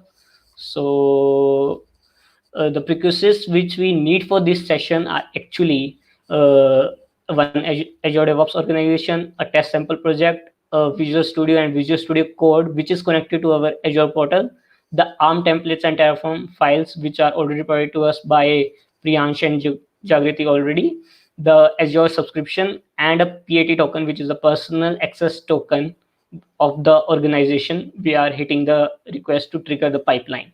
And we also need two resource groups and one Azure app function and one storage container with blob. So these are the prerequisites for this session which are required. So now let's move on to hands-on. I will be sharing with you the, so just a second. Yeah. So this is my organization, Agarwal Pakhari 24, and this is my test sample project which I earlier mentioned. So let me just click on this. As you can see, we have multiple things here like the Azure repos, Azure pipelines, Azure test plans, Azure boards, Azure artifacts. So in this session, we'll be just covering the basic parts, which are the Azure repos, Azure pipelines, and how do they integrate. So let's start. Let's go to repos. And what we'll do is we will be creating a new repository. Let me type the name as deployment. You can type any name as you want it, and you can also add the .git ignore file if you want. Right now I don't want that, and I will be adding a readme file. Just create. So as you can see, it's as simple as that. We can create a repository, and the next step will be we'll creating a new folder name as arm, and we'll creating a dummy file here which named as readme.md, and we will just adding this file here, just basic command, right? Terraform files. So this folder has been made and this file has been added. So what we can do is we can we have two options, like we can upload the files manually. I will be covering this part. Like for example, I have this on my local, and I will be uploading the main.tf from my local to my ADO. So as you can see, the main.tf has been added, and there is another part, like we can create multiple branches, and from that branches we can clone it to our local Git environment in our Visual Studio Code, then pushing those branches here. So that's also one type of stuff which we can do, but I will not be covering that here. So it's just a basic to show you that how we can add these stuffs. So the Terraform file which we have added right now contains the providers, and it also contains the resource group named as RG Terraform 1, Cosmos DB account, then a storage account, also an app service plan, and the function app, the key insights of those function app. So let us move to our next step. What we're doing is, let me just duplicate this to show you better understanding. Now I will be clicking on pipelines. So this is the build pipeline step. You will be clicking on here, like creating a new pipeline. Then we have multiple steps that from where we want our code. Like we can have it from Azure Repos Git, Bitbucket Cloud, GitHub, and GitHub Enterprise Server, other Git. This other Git refers to the Azure Repo Git, which is on our remote, and the subversion, which is provided by Apache. So in this, we will be using the other Git option and selecting the source, which I earlier mentioned, as we have already added the file, the main.tf, to our Azure repos in our test sample project of our organization. So we'll selecting this. Then we'll selecting the repository which we earlier made, which is deployment, and we're selecting the default branch for manual and schedule builds. So let us continue. And then we'll select, there are different things we can do. Like we can choose a template, or we can start with an empty job. Like this is the YAML file. These are all the marketplace tools which we can have. Like I will be starting with the empty job, and like that, so let me rename it to Terraform CI. So from here we can rename our file name, the pipeline name, the build pipeline name. And so as I earlier mentioned, that we have a build pipeline and we can have multiple agents on that, and the multiple agents can have multiple tasks inside that. So what do I mean by that is, as I earlier mentioned regarding this step. So what we'll do is, let me create another agent. We can have multiple agents, but the thing is, to run multiple agents parallelly, we have to purchase certain criteria which is provided us to by Microsoft. Or if you want to do it, we can do them sequentially, as I do not have that purchase criteria. I'm working on the free criteria right now. So the first step is like clicking on the add to task to our agent job 1. What we're doing is we will be installing Terraform. So this is the Terraform tool installer. This is the marketplace which provides us all the tasks which we can add to our agent job. So let me add this part. So yeah, so as you can see, this will not be provided earlier. You have to ask your organization owner who have made the organization to add from the marketplace the Terraform. It has to be added manually. So this was done prior to this. Now let me change the version to 1.0.1, which is the current new version, and add certain more tasks like Terraform. Yeah, and selecting this add. So what we are doing right now is we are trying to validate the main.tf which we have picked in the CI process and copy it to the target directory and publishing it as a drop artifact. So right now we are validating that. So what we'll do is we will initialize it. Let me change the display name to Terraform init, and provider is, as you can see, there are, as Priyansh mentioned, there are different providers we can use like Azure RM, AWS, GCP. So in this current example, we are using Azure Portal, so we're using Azure RM, and the command is init. Then we'll be initializing the configuration directory we need for this. So let me just, yeah, just click here. Okay, so this is the configuration directory. Then we will be checking the service connection. The service connection has been prior made, and we will selecting the subscription for the Azure portal subscription. Let me show you. So this is my subscription, which I am currently working on, Azure First Ones, and the subscription ID is this. So to validate it, to see that the service connection exists, we will be clicking on this. Then we will be uh, creating a resource group named as earlier we mentioned RG Terraform 1. Okay, resource group. The storage account name is, let me just copy the storage account name and okay, so it can be anything, but I am pretty sticking to the ones which we did right now, and the key is the terraform.state file. Yeah, this looks good. Okay. Now the next step is the validate step to check whether the template which we have uploaded in our remote repo works properly. It has the syntax errors or not.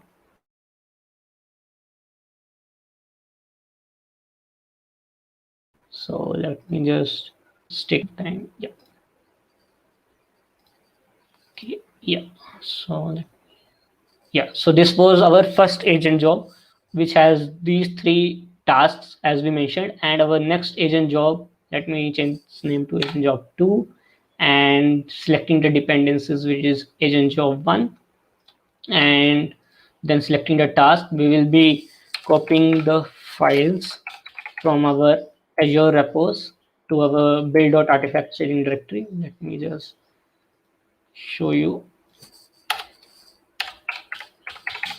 Publish build artifact. So these all are the tasks which our agent job will run, and from this publish artifact we will be specifying the artifact name as drop, and the part to publish is the build.artifact staging directory.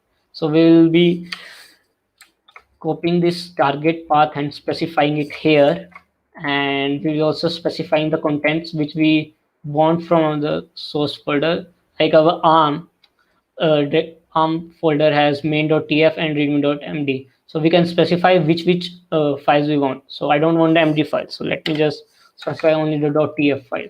So it's as simple as that. Then we will be, I will be also, let me just save it.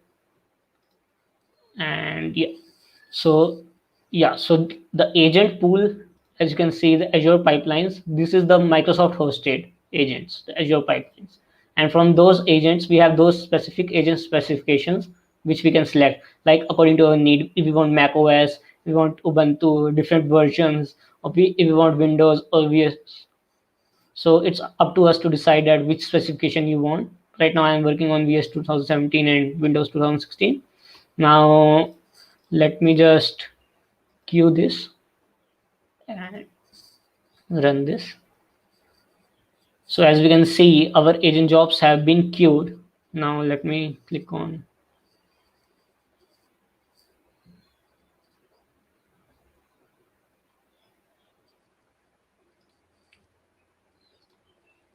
So it will take a little bit of time because the pipelines in our region. So Azure Devops also has a pretty good feature. If the pipelines are impacted by any incident, or is if there is a bug happening during the Microsoft, so they provide us that there is actually a delay, which we can see here. So we can also check the status here if we click here and check that how the pipelines are being acted. As we can see, these are some of the resources which are actually in the region which we are currently working on, are getting in the United States, East US. So these are getting impacted, like the pipelines, repos, boards, test plans, the service side. So it gives us a better understanding if we are doing this all in an organization to check that. So as we can see, the build pipeline has been triggered and it worked well. Now let me show you that what would have happened. So hosted Microsoft hosted agent was initialized for the particular agent job one.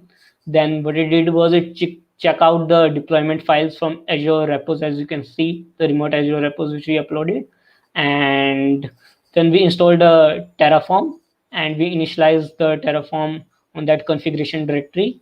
Then we validated the file which we the main.tf, that whether there is any syntax error or not before creating a drop. So the next agent has a job, just it copies the file from the Azure repos to the, as I mentioned, to the build.artifact directory, and as you can see, it creates the drop. So a drop has been created. So let me click here and go back to our pipeline Terraform CI, and just yeah. So here you can see it has created a drop artifact which we can see. So this is a drop artifact which contains our main.tf. So let me go back and click on releases. Now we will be creating a release. Now let us create a new release pipeline and select an empty job and setting the stage name as Dave right now, and selecting the artifact which we will be selecting from our build pipeline which we created earlier. So this was the pipeline which we created, Terraform-CI, if you remember, and pick up the latest version from it and add the artifact. So the artifact has been added. We can also add the continuous deployment trigger so that whenever the CI build is triggered, the CD is triggered on itself. Right now we don't need this. And these are some pre-deployment conditions, like the schedule, that when we want to schedule it, the pre-deployment approvals, that who would want to approve it, and the gateway checks to validate the whole pipeline before running it as final.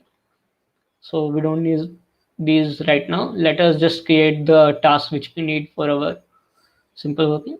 Let me just add again the task in the CD pipeline.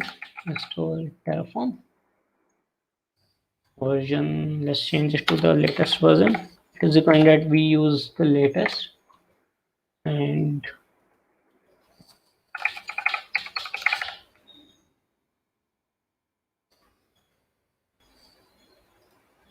so done. Let us change this to so this is our second task. What we will do is, again, we'll initializing Terraform.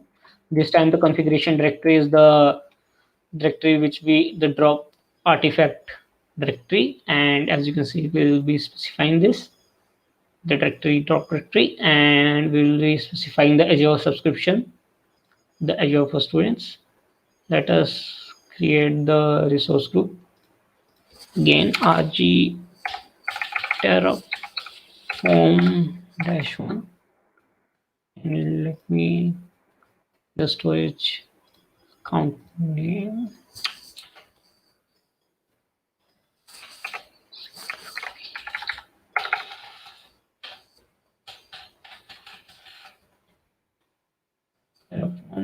This is the state file which Priyansh mentioned.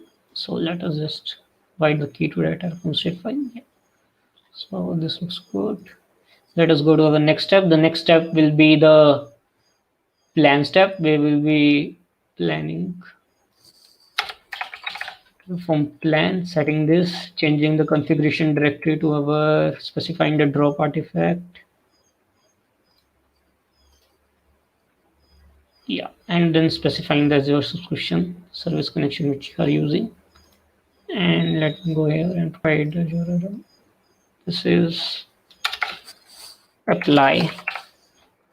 So what we will be doing is we will be validating and apply, final validation and apply for the drop artifact. Select this, select this looks pretty good, and we will be renaming our release pipeline to Terraform CD.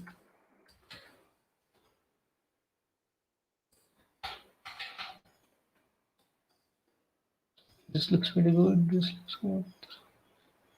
Yeah, so let me just save this. So this has been saved. Now we will be creating a release which will deploy all the resources which we have in the file. So as you can see, release 1 has been created. It will take somewhat of time. So what it will do is it will create a resource group named as RG Terraform 1. Inside it will have a Cosmos DB account, a storage account, the service plan, the function, and the application insights for that function. So these all will be deployed in our resources. As you can see now, right now we don't have a RG Terraform -1 resource group. So it will be created some at a time. So we can look into this, like what is happening and logs. Like it has downloaded the artifact, installed the Terraform init has been succeeded, it has planned the Terraform, and now it's finally applying. So it will take somewhat of time to do this. The next step is that, let me go to main.tf. So as we can see, the RG Terraform 1 has not been created right now. Let us wait for this.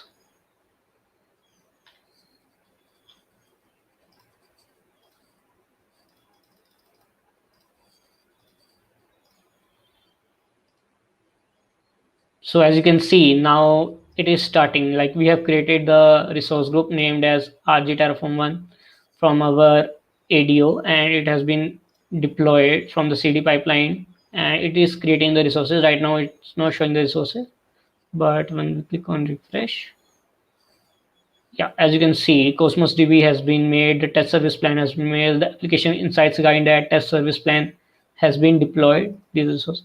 So yeah, it's pretty much going on. So what we're doing is next we will be creating the same, like we'll creating a new folder named as arm2 for our arm files, and just a readme.md file,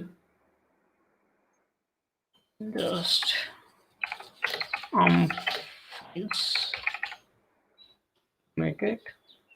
So the files which I'm pretty much using right now are the files which Priyansh and Jagriti had. So I took the files from them, and let me just go back to ARM templates.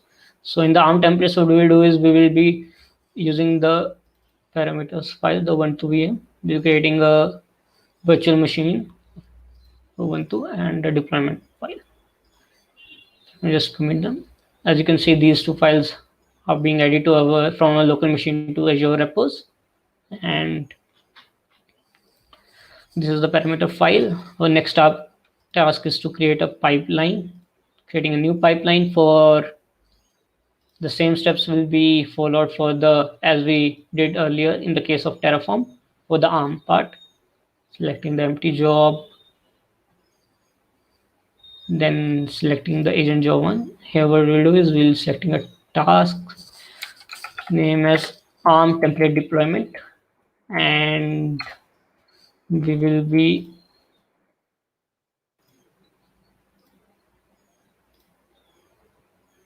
validating the Terraform file. The location is East US,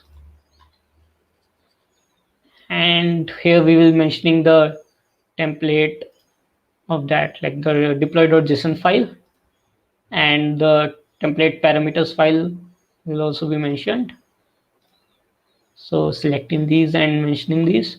The next step is we will not be doing the incremental mode. We will be doing only the validation to check that whether the ARM template which we are using has particular no syntax failure or something like that. So validation only, and adding copy files task and publish build artifact task.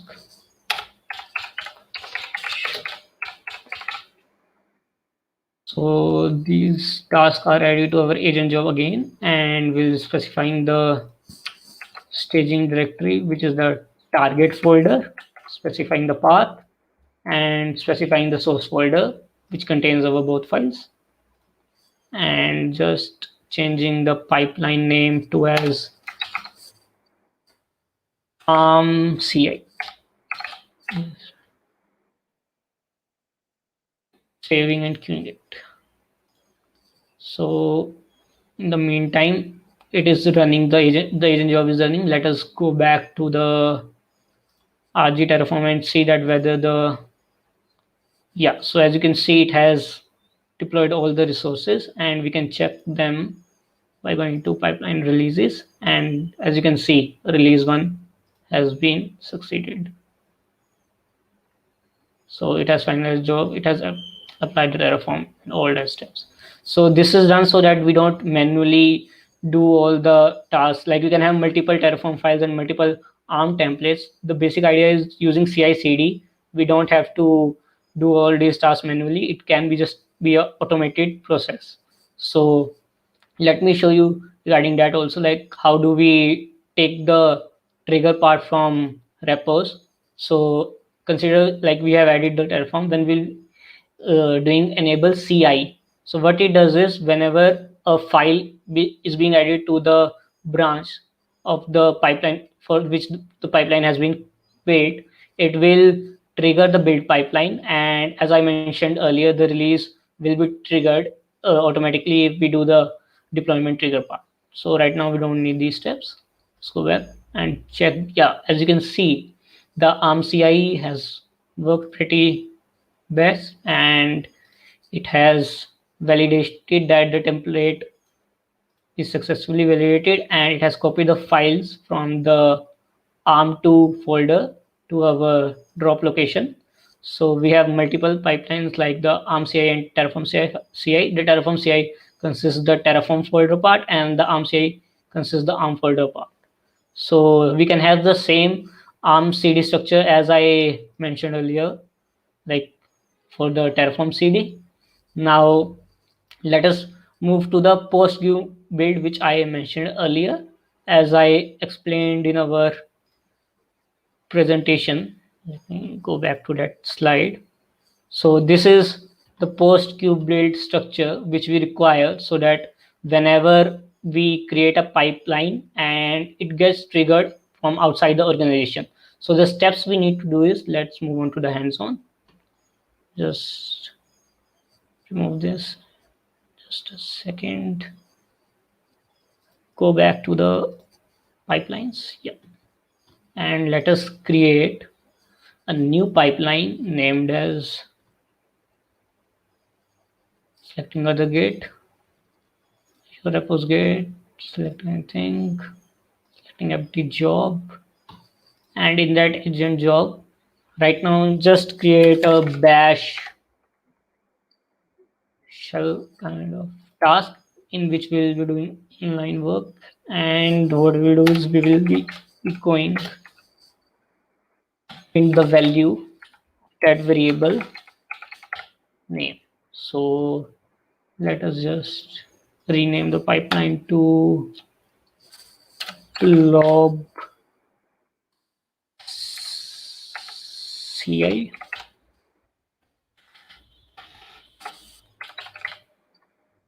And we'll not be queuing it, we'll just save it. We'll queuing it from outside our organization. So it has been saved, and we can check it going to all part and see that it has no runs yet, the blob CI part. So let us go here and check what is the definition ID for it. It is 31. Let me go back to that part. As you can see, the blob CI has not run yet. So we'll be using the Postman to hit the particular URL. So in the Postman, we'll be creating a workspace. In that workspace, we have a collection and we'll be setting a post request. In that post request, we'll be mentioning the build definition ID as 31. Just confirm it whether it was 31 or not. So yeah, as you can see, this is the build definition ID for our project. And swing back, let's go to the Postman. Changing it to 31, changing in the body of JSON file also to it 31. So what I'm talking about right now is we are hitting the ADO CI pipeline from outside the organization. So what we need for that is the headers, which is the content type, as I mentioned earlier, the application/JSON. So that tells us the body which we are passing as a post request is in the JSON format, and the PAT token which we created earlier, or it was provided us to by the organization owner. So this is the authorization PAT token, and the body looks like this. Like the parameters have a component named as param, and querymetrics.csv is the name which we want to print. If you want to know more about this, how do we PostQ build? Let me just show you. So this is the Microsoft Docs, which helps us, like it gives us a better understanding that how we can queue a build. We are using this syntax. We are just changing the organization name and project name and the build definition ID according to our need. And the request body which we are providing has parameters. As mentioned, it can be a string. So we have to pass it as a JSON. So we need some changes which we did. And let me go back to here and go back to the pipeline. So nothing has run yet. So going back to Postman and just sending a request. So as simple as that. So we can see in the row that a request has been made. Now let's just check this in this, refresh it. As you can see, the Postman, from Postman we have hit a post request to blob CI and it is running, and we can see what the agent job is doing. Like it is picking up the bash script. Let us run it. Let it run. Yeah, it has completed successfully. As you can see, we provided the name, which is the querymetrics.csv name in the param, and this is the param name which we earlier did, the echo $param, and it is pretty much telling us the name of the particular that value. So this is how we can hit it through Postman. The next step I will be showing, as I mentioned earlier. Just show the PPT for a second. Okay. We will be using the blob storage trigger so that we trigger it from the blob. Now let me just change it. Yeah.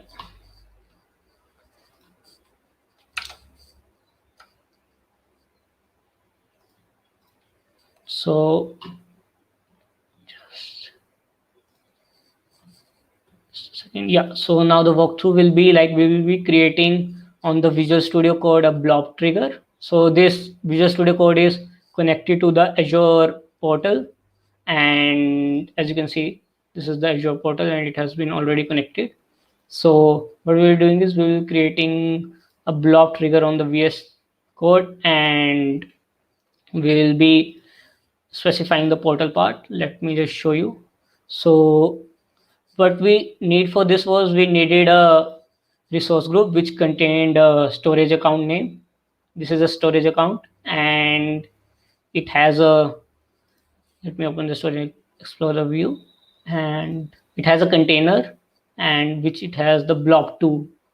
So this is a storage account which has a container named as blob2. So these are the prerequisites which you need. One is this, and another is a, we'll go to rg blob1. So we'll go to resource group. Yeah, so rg blob trigger 0. So we also need a resource group which contains a Azure function, application insights, the storage account for this, and a service plan.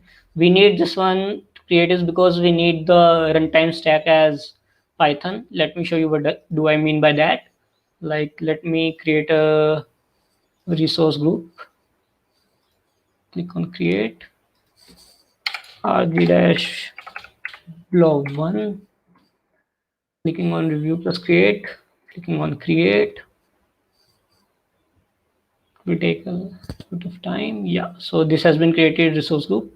So we will be adding the function, creating a new function app, and add that function add to the resource group which created right now, rg blob1, and let us create the name as simple as that. And this was what I mean by the runtime stack. So we'll be selecting the runtime stack as Python, and the version to be 3.8, the region to be East US, and we'll just click on create.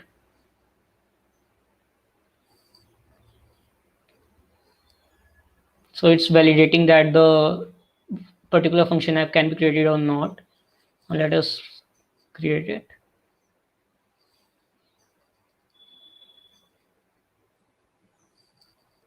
Submitting the deployment.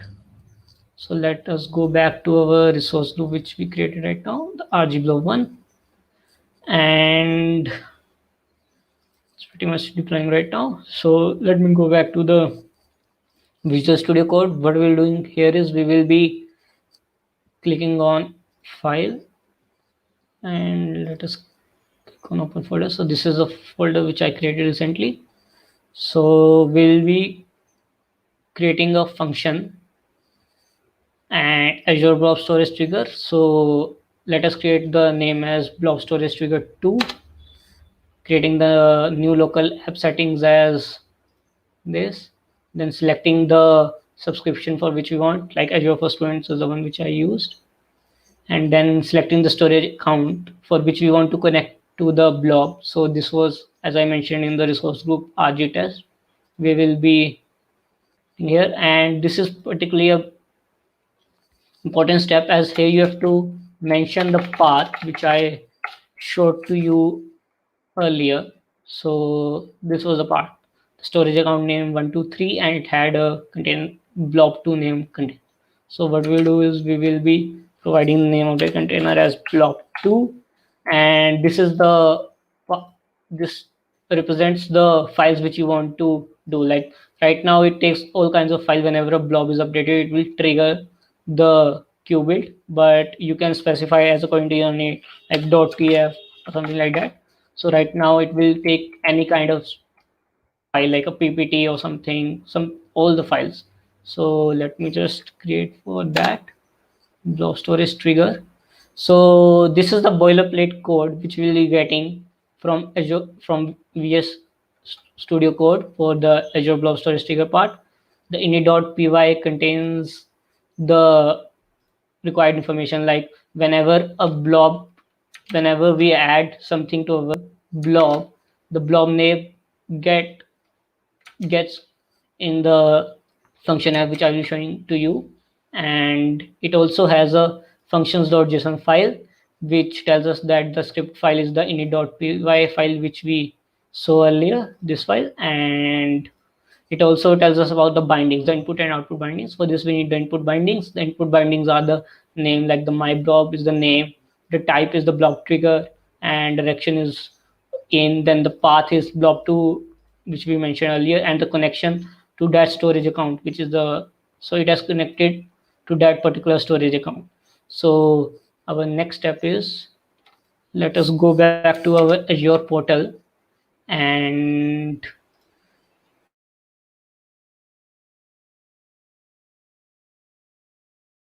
check that whether,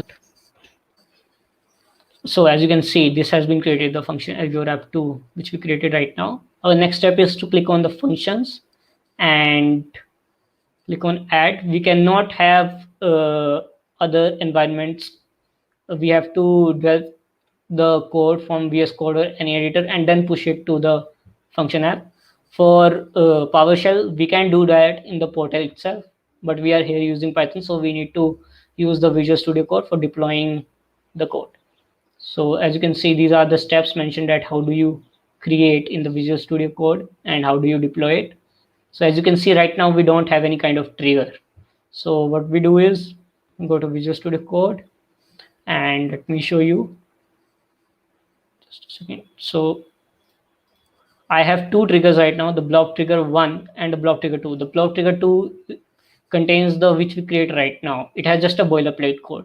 But if we want to send a queue post build request, we need to change some certain criteria in the init.py file and the requirements.txt file. So what we do need to do is in the init.py file, we are adding some code like we are using the request library and the JSON library so that the URL which I showed earlier from the postman will copying this and the content type as the authorization and the content type and passing it as a dictionary and then dumping the dictionary as a JSON format so that it triggers. So what we do need to do is we'll be changing here to 31 and changing the definition ID 31.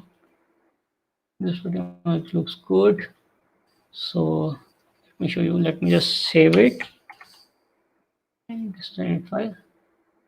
So this is the block trigger 1 which we modified according to our stance, and the block trigger 2 which is just the boilerplate code. So we do need to set up these if we want to hit the queue request in our ADO. So let me just go here and deploy to function app. So this helps us to deploy, and this is the one which we created right now, which we can verify, like Azure App 2, and just clicking on this. Now it will a dialog box will appear and it will ask us that whether we want to deploy to this. We can also overwrite our previous deployments if we have done that. So let us just deploy it.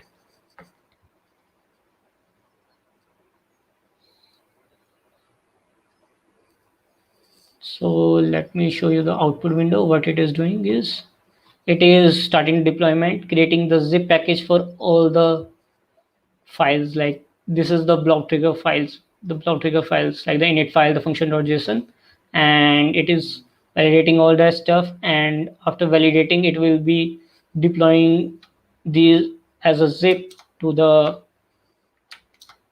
Azure portal. It will take somewhat of time. So deployment is successful. Just a second. Just wait for some time. So, yeah, upload settings. Yeah, so it has pretty much done. Now, as you can see, earlier there was no triggers. Now we will be having two triggers. One which just has a boilerplate code and the other for queuing the build in the ADO.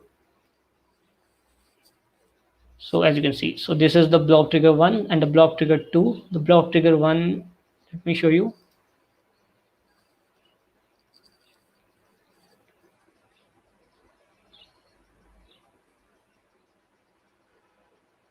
So this is the block trigger 1 has the boilerplate code plus the code we need to hit the ADO, and we can, let me go back to block trigger 2 and show.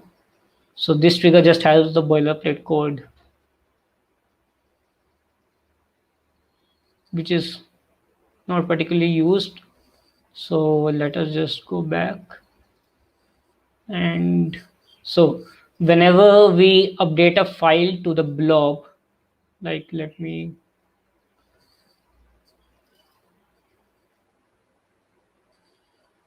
overwrite the file. So what it will happen is, let me go to block trigger 1, show you.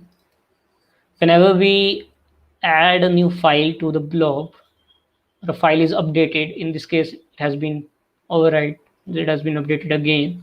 What it will do is it will be sending a post URL, as we can see main.tf, and it will be sending this. So our next, so as you can see, go back to the flow file. Right now there is some issue with it. I will work on this and provide that. But let me show you the earlier pipeline, which worked pretty well. This was the blob final CI, and we uploaded a file name as blob2ci.ptx. So we uploaded a file named as ci.ptx, and the URL got hit from the blob. This is particularly required in some projects where we need to uh, upload a file and provide the name of the file in our ADO and then do the CI/CD part. So it pretty much covers this. Now let's move on to our slides. So this is pretty much. Any questions and answers?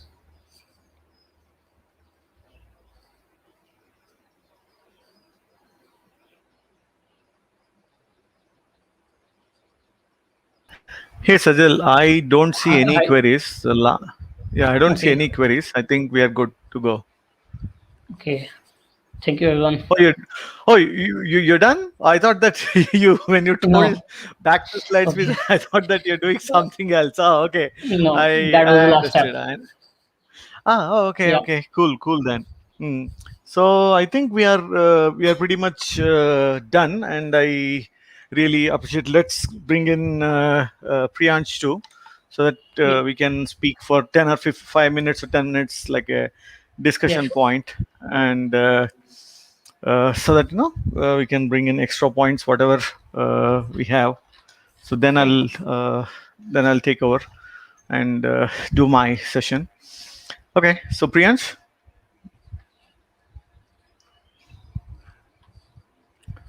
Priyansh, Yes, Swami.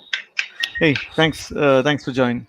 Um, so, uh, so anything else to add, Priyansh? On top of that, the query was regarding the state. Yeah, What, I've answered all uh, the queries. okay. So what was his query? I didn't follow because it was bits and pieces. I guess he was asking Uh, regarding that I have like didn't mm, copy my state directly to mm, Cloud Shell and directly I have like deleted the key vault definition and then I have created a new resource group and so he was like asking, what if we copy the state file into the Cloud Shell and then we can like delete all the resources, create delete any specific resource from the resources created earlier from local Terraform. oh, so he's trying to delete the state locally. No, he was trying to access the state directly from Cloud Shell, like copy Oh, the okay, okay, state okay. from local to Cloud Shell and then access it. I got it. I got it. Okay. Cool. Thanks. So, anything else to add from your side, Sajal? I don't see any queries. I think we are good here. So, is there anything that you want to add? No, it pretty much covers up. If you have any query or Mm. Priyansh, then you can. Oh, your GitHub repository. Do you have the GitHub repository for the samples, or we'll share it little Yeah. later? Yeah. We'll share it little later. Yeah. I Oh, can okay. share Cool. it to you. Cool. Yeah. Then I'll post it in the meetup group, and right. That's it from our side, and I'll have my session. And I Okay. really appreciate Sajal for sharing your learning experience. It was wonderful. Thank you once again, Jagriti, Priyansh, and Sajal. Thanks, Thank guys. you for thank you for providing this opportunity. Oh, likewise. It's so, guys. I would like to take a couple of minutes to once again come and speak on couple of points. And this was our monthly event. Monthly, we are trying to do at least one session bringing in different technologies and from different people, different speakers from different locations. Sometimes we get MVP, sometimes we get international speakers, and there are a couple of things which are happening. So July 17th, there's one session which Swaminathan Vetri and me, we both are speaking, and that's in B.net. You can go and do register here in B.net meetup group, and that's on this one, building cloud native .NET apps in Azure. So this has got the web API, the Blazor WASM single page application, the app service, static web apps, Key Vault, SQL Azure, Azure API management, Redis cache, and application insights, and GitHub actions. So this is what you're going to see on the day. It's a jumbo 2.5 hours to 3 hours session. It's like a demo style workshop where Swaminathan Vetri and me, we will go and will build up this everything from scratch. There will not be anything in the resource group. We'll start building step by step all these things. It will be a wonderful thing to learn. Different. You have the polyglot data store where you're having the Redis cache and the SQL Server. You have the web API. A lot of things are there. We are doing this episode. Please go and register at this location, B.net. And I've provided the link here in our .NET Learners House meetup group also. If you go, you can see that is here, and I have given the link to B.net. So please go to this link or directly go to B.net and do register here. So this is where you'll get the link to the site. Okay, thank you so much. And now let's speak about this session, what we are going to learn in this session. So we are going to purely focus on hands-on. We are going to deploy a 3-tier application in Azure. Okay, so let me quickly walk you through on what is there. I will dismantle everything here. Whatever is there, I will delete everything, and we'll go ahead and we'll start recreating this, maybe 45 minutes to 60 minutes, whatever it takes. Let's build this from scratch. So right now we have everything. I'm going to destroy everything. So we have SQL Server and the database, and then we have the Key Vault. We have two app services, and we have the database also. Okay, so step by step we'll see that. Here what's happening is the web API is this one, where we can go and get the content, what all the content which is there. And this is the Blazor WASM, which I have deployed it. I'm going to delete it and recreate it. Delete the entire resource and we'll create. We can go and click on add and Java Mithun Nair, and that's active, and M101 and 202 is the pages. I click on go and add, and that's adding this. We are seeing that Mithun Nair here, and previously we saw there is a single record. Now I'm going to add 2 records, so you can see that there are multiple records. So this is the full solution. So you're having all the tiers in Azure. So you can see this data store is there, and the middle tier. I would like to speak about a single slide. Single slide on this one. Okay, this is a slide. Okay, so see this, the backend is a data store, the SQL data store. That's this one, these 2 things. And the front end can be different SPA technologies have taken. It could be Blazor WASM, Angular, React, or Vue.js. In our case, it is the Blazor WASM. That's this app bookstore web. Okay, app bookstore web. And the middle tier is the one where we are deploying the API. This is the one which we are seeing. This is the API we have seen just now. This is a middle tier, and that middle tier is made up of multiple things. So you have the API. It could be with the gRPC also, but we are using the REST Web API, and we have the business logic layer, DAL, and core. Within the same tier, we have having different tiers, sorry, layers, different layers. So if you can see this one, you can see there are different layers here. So in this API, okay, you have this different layers, we can build it.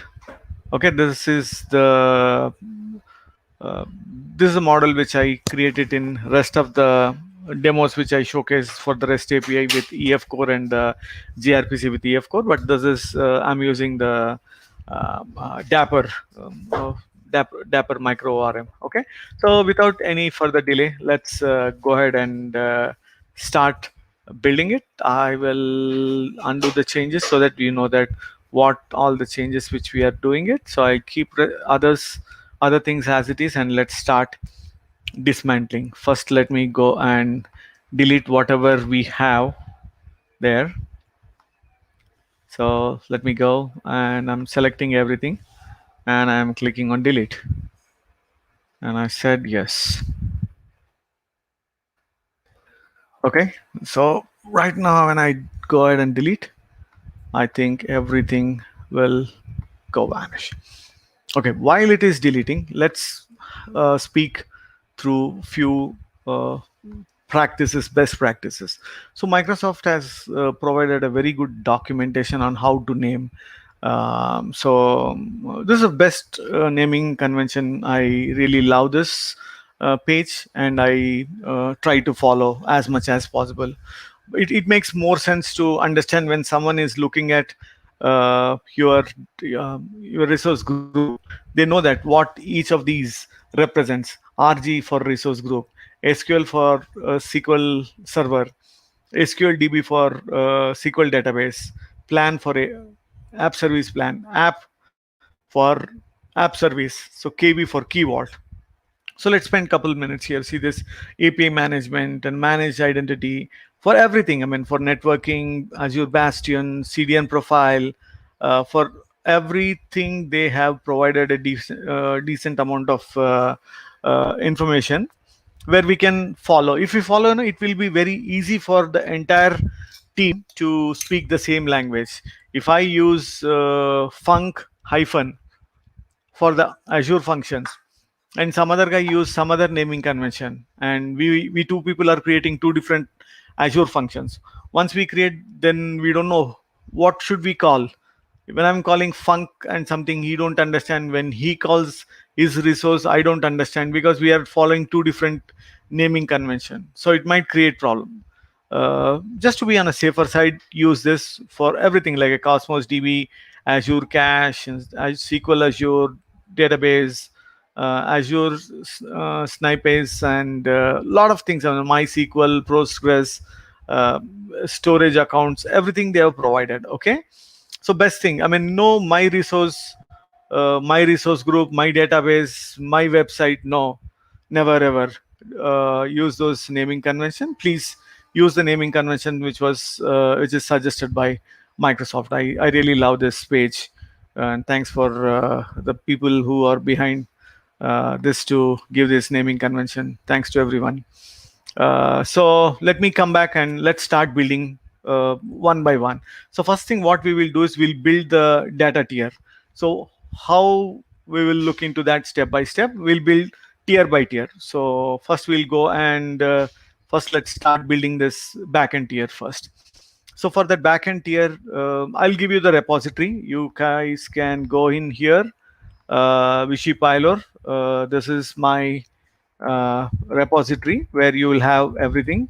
All my demos, whatever I'm doing, will be here. So that's my GitHub repository. Just go there, and the current one, whatever we are using, this one is the previous event. I will create a folder and I'll copy this, or else I'll give you the link. Just go into this speaker series. Inside the speaker series, we have this .NET Learners House, and I'm going to create one folder here. I think there's one. Yeah, there's a one, right? This is the one, right? Okay. So this is the one. Please go grab that. It's already there. I thought I didn't push it. Okay. So the first thing what we do is there are different ways to go ahead and create this database. First, let's go and create the resources because it's going to take some time. So the resource group is rg-11th June demo 001. So we need to create two of the resources. One is the database and one is the SQL Server. So first thing is we'll go and click on the marketplace. It's fully hands-on session, no slides, please. I'm sorry. This is how we learn. I mean, there are multiple ways to do. You can execute the PowerShell. You can execute through SQL Server or ARM templates, or Terraform, or build pipeline, release pipeline. Multiple things are there. I'm doing simple so that we all can understand. At least I feel more comfortable doing this way, to be frank. Uh, because I can tell that what is that which is happening over here. Okay, so I'm just creating SQL based on this naming convention here. If you go ahead and just check SQL hyphen, so this is for the SQL Server, SQL DB is for the database. So I'm using that, I'm following that naming convention. So I just created it, and then coming back to here, I'm going ahead and creating the this database. So both are there. And one thing what I'm doing is I am going ahead and changing from the uh, advanced tier to the basic tier, so that I have to pay very less, and I don't need any this one because I'm going to delete this database after this demo. So just for 1 hour we need this one. Ooh. Okay. So I have taken the very basic tier of the database. So it's going to create it. So while it is cooking up, we can come back and we'll start discussing about this. These were the resources which I created just before the demo, so that I can showcase the full demo working version. And even if something fails, we have seen it was working 10 minutes ago or 20 minutes ago. Okay, now coming back to this, the multiple things. People will use SQL Server script or DAG pack or different ways to do it. So I'm using this data store project, and it creates the DAG pack. So we have tables over here. There's one table, the table definition here for the bookstore, and inside the programmability we have the simple stored procedures. So add book, delete, get all books, get book by id, and update book. There are a lot of few 5 stored procedures and one table.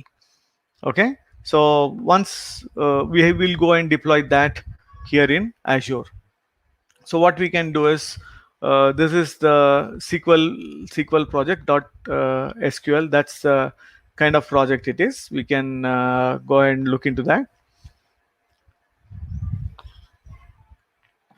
I will go and open in File Explorer and come back to this one. And let me go ahead and open this in Visual Studio Code.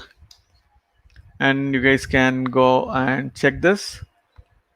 This is the SQL PROJ, right? So that has got this DBO, and where we will declare the template, the tables, as well as the stored procedure. So once you come and look into that, what is happening inside this, you can see that is going to create. It is going to create the DAG pack. We will see that. We will see that in a moment. If you come and check over here, so it creates the DAG pack, and it creates the SQL script.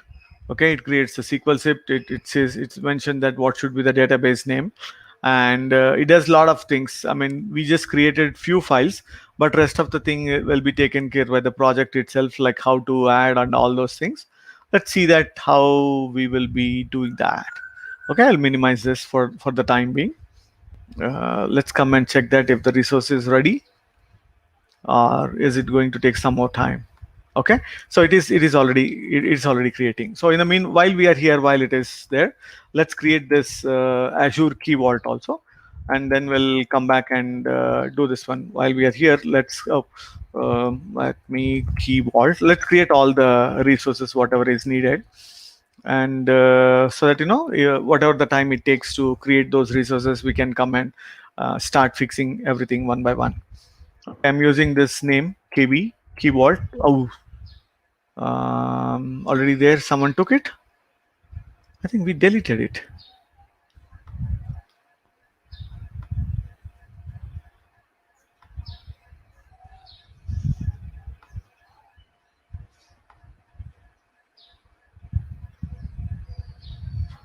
Someone,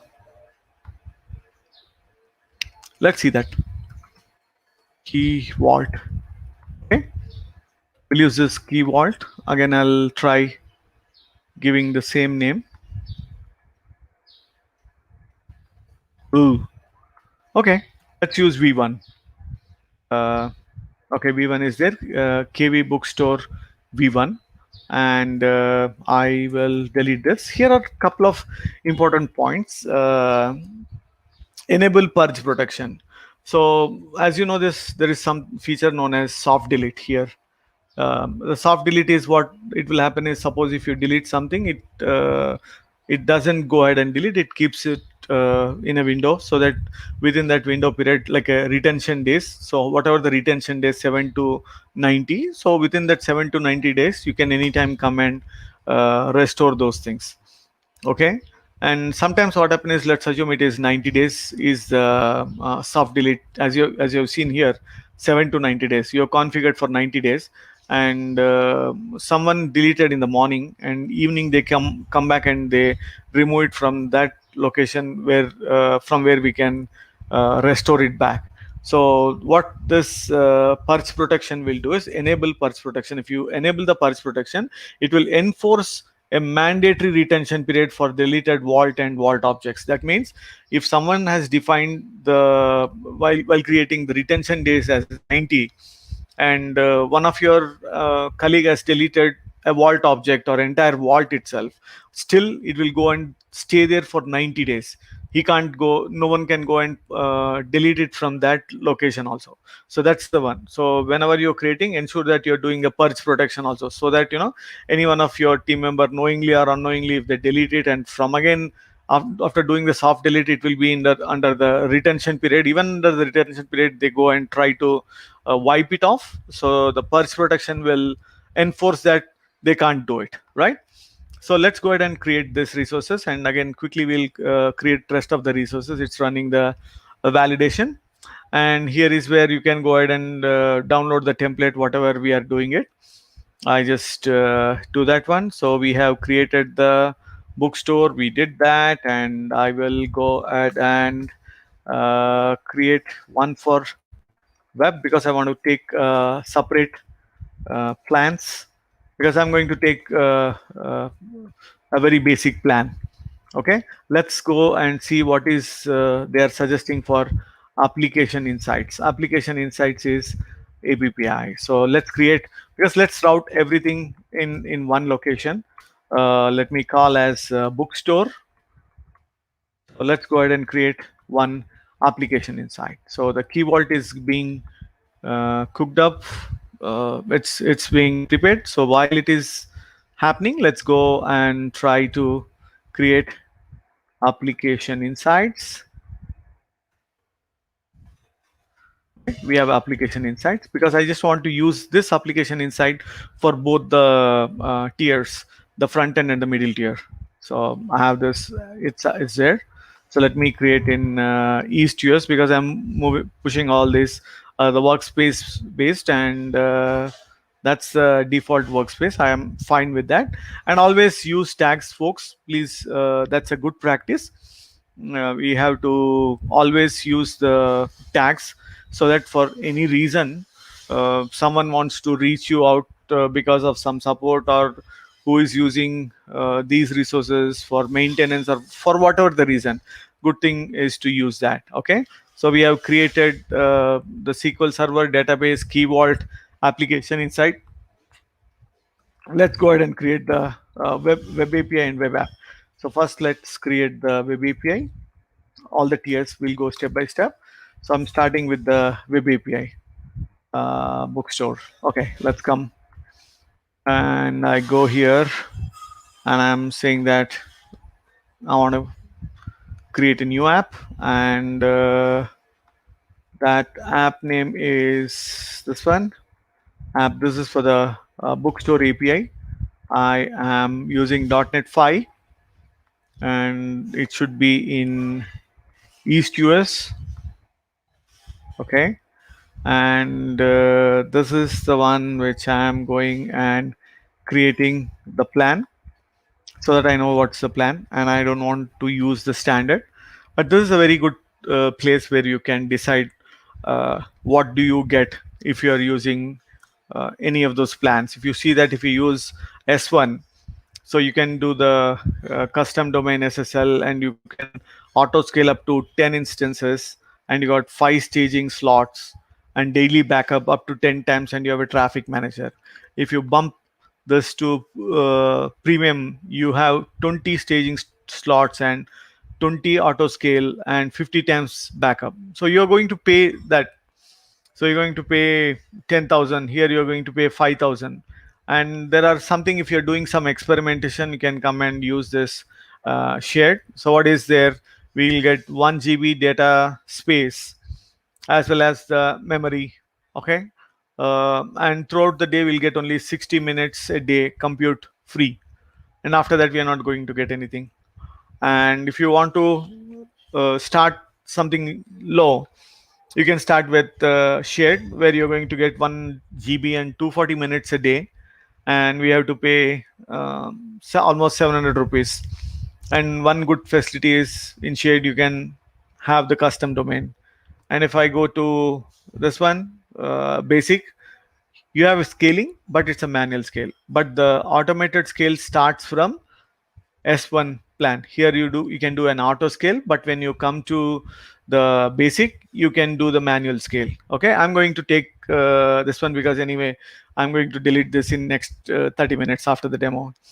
And that's it. We are good to go. We are creating this web API. And then I'm coming back to this one, and wow, it didn't create. Okay, so it's submitting the deployment. I just want to showcase something from the deployment perspective also. You can see that once the deployment starts, you can deploy, you can get this deployment details. Also, here you can see all those input, output, the parameters which has been used. Let me come back to the overview, and you can get into this operation details section, where you can check that how many seconds it took. It took 17 seconds. Let's go and see this. If I come into any of this other deployment succeeded, if I come and see this deployment details, you can get different items out of that. So what is the template it has been used, and how many parameters it has passed. Again, you can download or add it to the library, or you can do a redeploy of that. Okay, that's a couple of tips while we are working on this one. Okay, so I should have mapped it to this one. Okay, let me go and do that one. Not a problem. That should be fine. I will go ahead and delete it little later. Just give me 1 minute time. I should have been a little cautious while doing it. It's my fault. I'm going in, and this time this is for the web, and I'm going to deploy .NET 5. I'm going to deploy .NET 5 and East US. Inside East US, again, it's a free tier. The plan we can create it for the web. I want to create a separate plan, because if I'm using the same plan, the same hardware will be used in multiple websites. So we can add up to 10 websites in a free version. So I just want to create separate thing, because anyway it is free, and it's 60 minutes. Because when we are using the integrated application, the web Blazor WASM calls the API. I don't want the resources to be very less because we are taking free, and that troubles us. So just to be on a safer side, I just created. I know that I did the same mistake. I didn't take out the application insights. I just want to remove that. We'll come back to that. I'm going to remove this application insights and use this one for both those things, both of those things, right? So let's go ahead and start deploying. Let's come into this SQL Server. So whatever I'm doing, please never ever do that. I think they will not allow you. So we will come to this firewall settings because I want to deploy it from my local machine. Technically, we will deploy through the CI/CD pipeline, not through my Visual Studio. This is for just for the practice. So I just need to add my IP address and also click on Azure Services and Resources to access this tier. By default, it will be off. You need to switch it on. So these connections from the IPs specified below and provides access to all the databases. Okay, so all the services which is from Azure should be able to hit it. If not, we'll not be able to integrate our API with this database. Okay, that two settings which we have done. So that's a pretty good thing. And after doing that, we can come back over here and go to this SQL database and come back to this connection strings. Copy this connection string to the notepad. Okay, and I'm copying it over here, and I need to change the password sample123 $. That's my secret password. Okay, that's the connection string. Let's keep it there. We will need it in a moment. And after doing that, what we have to do is, first thing is we will go to the database also. There is a beautiful query editor they have enabled. I really love this feature too, where we can go ahead and click on OK and give the same credentials whatever we have given.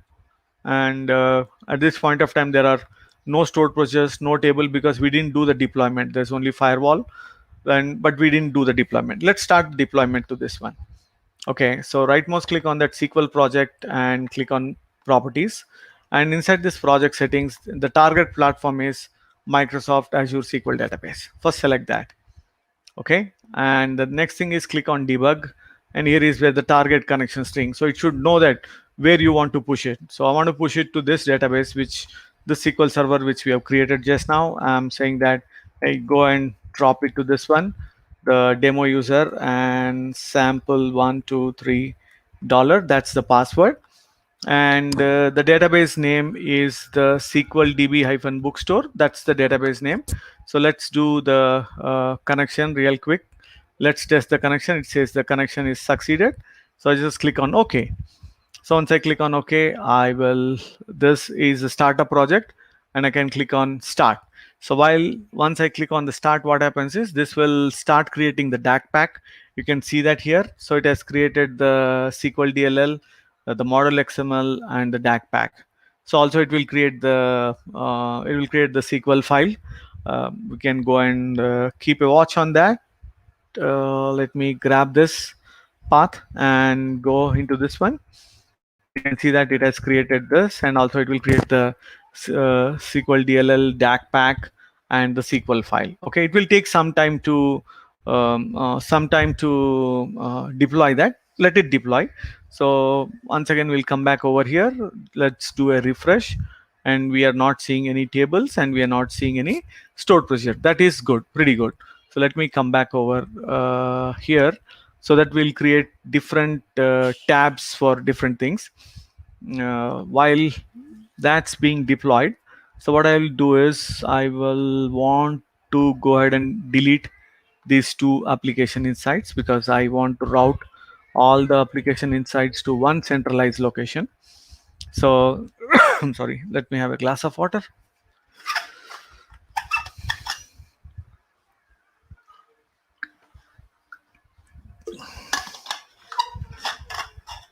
Cool. So I'll come back to API and application insights. So the application insights, let's change the resource, and we have an selecting existing one. I already created one, so I am connecting this application to the web API app service to this application inside whatever we have created. API hyphen bookstore, that's what the application inside which we created. So I'm hooking it up to that one. What is this guy is telling? Let's see.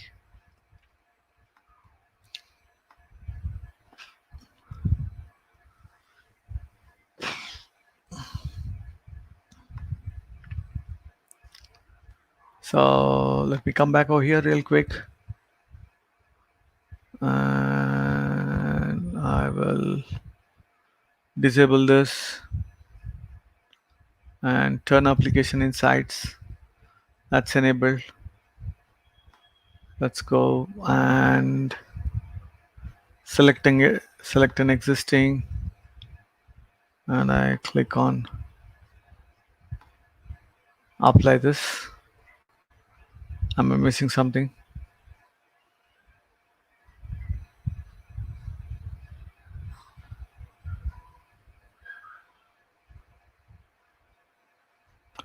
Let's give it a minute.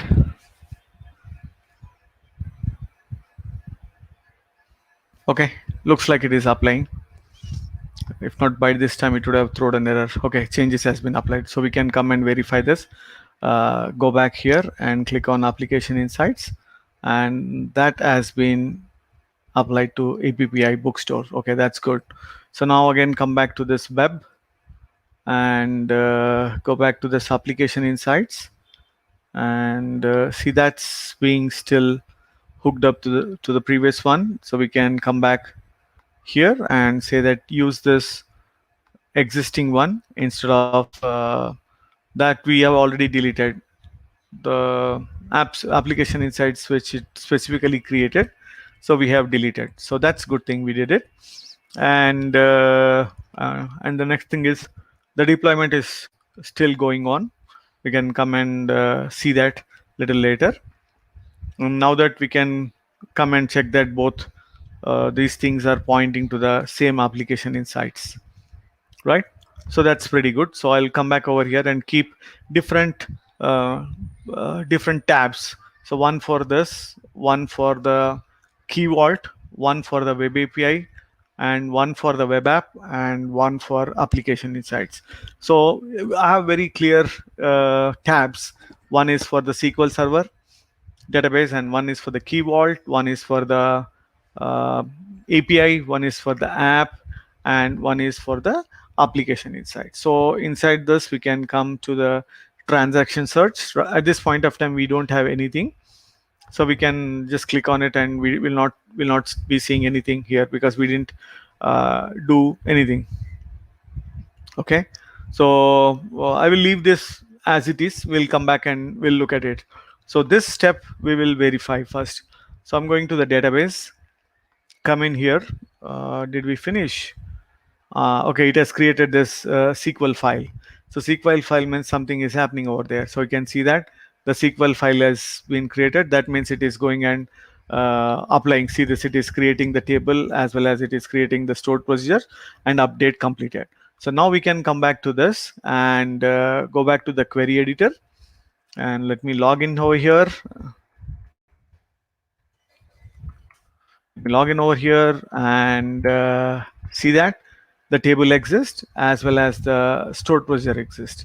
So I can very well go and specify select star and click on run.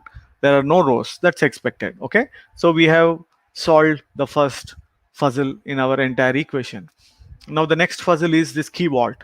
So in this key vault, we will store the credentials. Generally what happens is the key vault will be in a separate resource group where none of the development team or technical lead or project manager, no one will have access to this resource group except the DevOps team and senior architect, and those folks will have it because this will hold the keys of the kingdom. So this is a pretty delicate thing. If it goes in a wrong hand, and we'll lose a lot of things. Okay, so just to be on the safer side, let's see this, what connection string we have.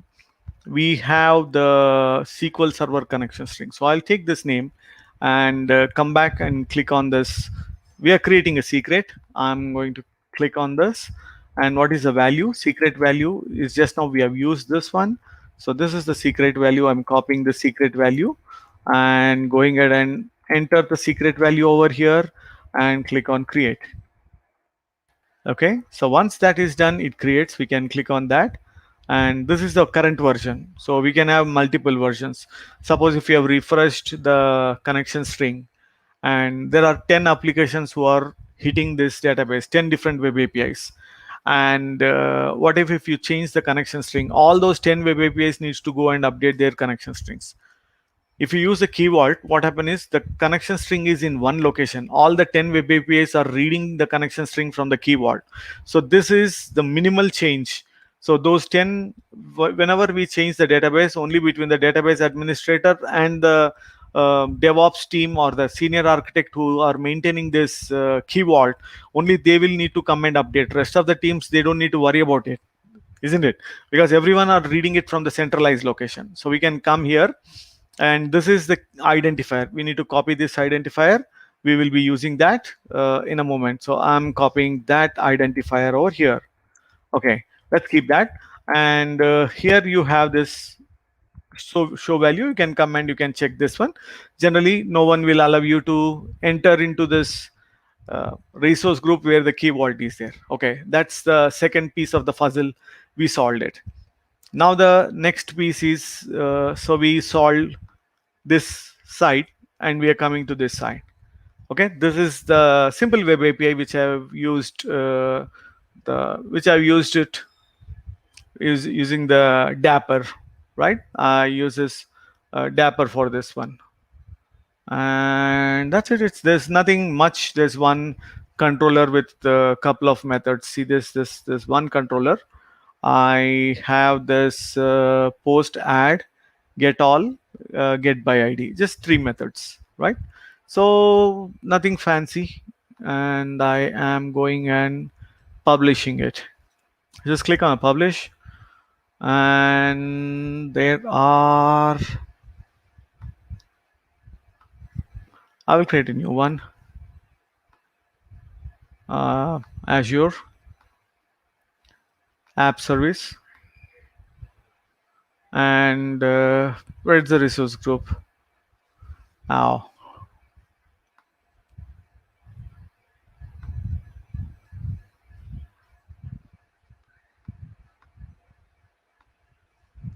let me read this.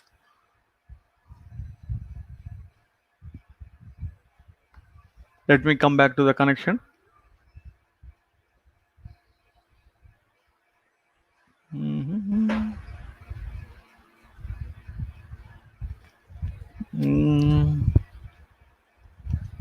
Server.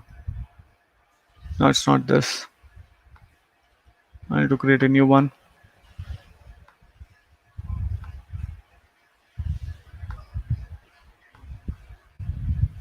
Okay, just give me a moment. I will key in the credentials and share my screen again.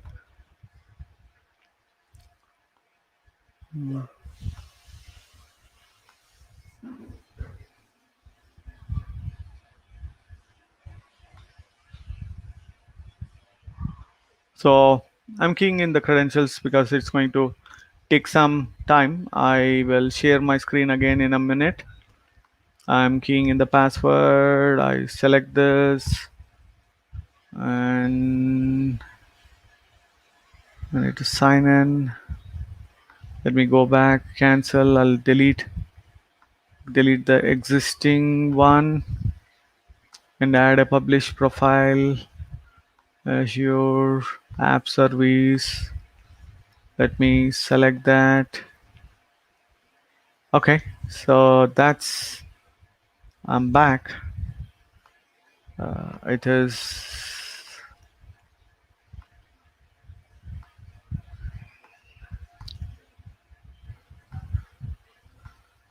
okay. So here you go. It's there. So let me.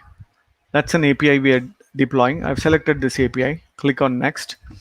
and then skip the steps, we don't need it, and then we click on deploy, generate this uh, web deploy. Okay, so then it is going and trying to validate it, and it found that there is a dependency on the connection string. We'll not worry about it right now, so I'll just go and do a publish.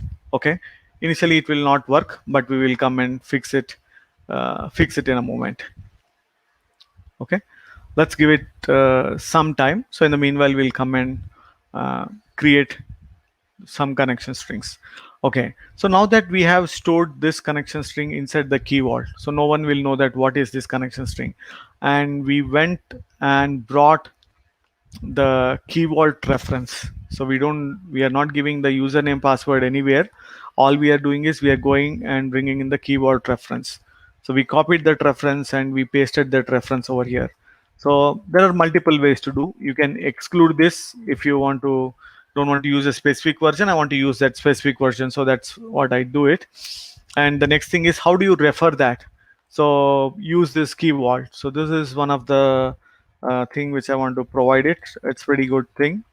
So come back over here. I'll give this link to you.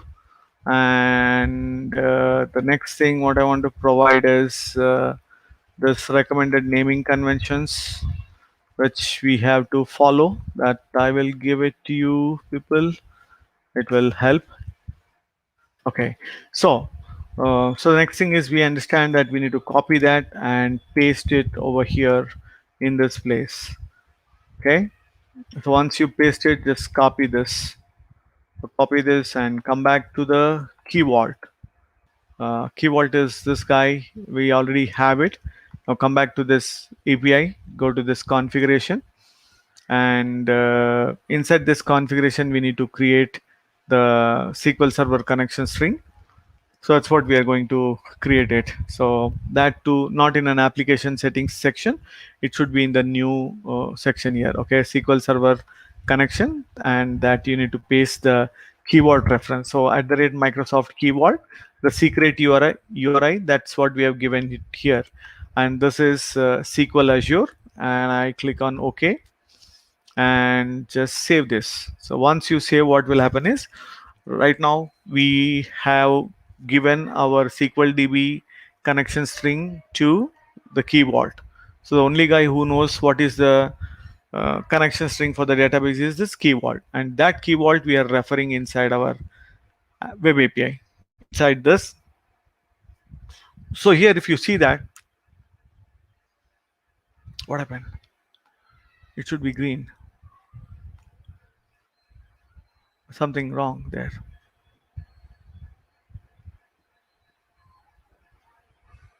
Okay, so what happened is, that's a good point. So see this, even though we have given, it says that it is unable to read that. MSI not enabled. Okay, system assigned managed identity, that's what was missing. So what we need to do is we need to come back inside the API. Inside the API, we need to come back and click on identity and switch this on. Okay, this is one of the way. This is not the only way. This is one of the way to do it.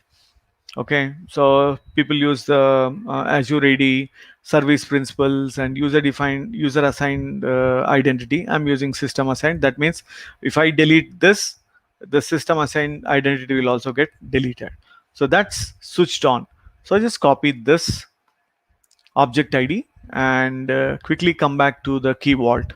And then what I do is I come to this access policies and click on add access policy, and service principal, I'm selecting it and I'm pasting that GUID. The moment I paste it, clearly locates that app, and I click on select, and then I just need to give him permission to get and list the keys, nothing else, no other permission I'm giving. So I'm saving that. So right now my email ID and this books application, we too have, see, I have got a lot of permissions. This the system assigned identity has got 0 permission on keys, 0 permission on certificates, but on secrets we have given only 2. So now that we have provisioned it, if you come back here and go and check the configuration, it should show green. If it is not showing green, there's something else which we need to go and chase it. So let's see that real quick.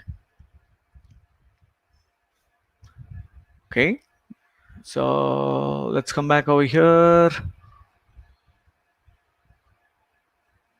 We have provided that, and let's click on this. Let's do a refresh. It should show green. No problem. Let's delete it. Let's redo that. So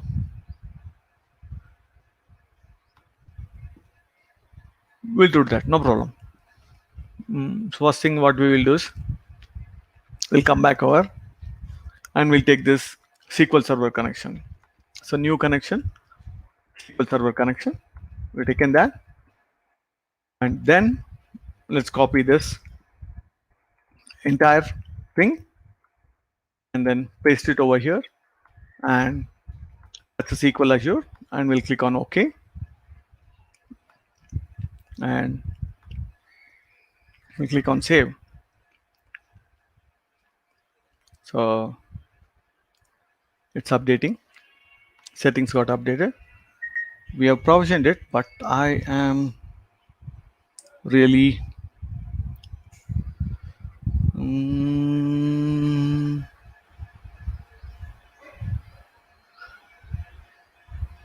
okay. Looks like the status, it has changed. See that the status should be green. It was red. So we have already provisioned it. Okay, that's good. So this problem is solved. So the next problem is the deployment. Let's go ahead and again publish it, and publish fail. Let's see that why did it fail. So let's wait on this.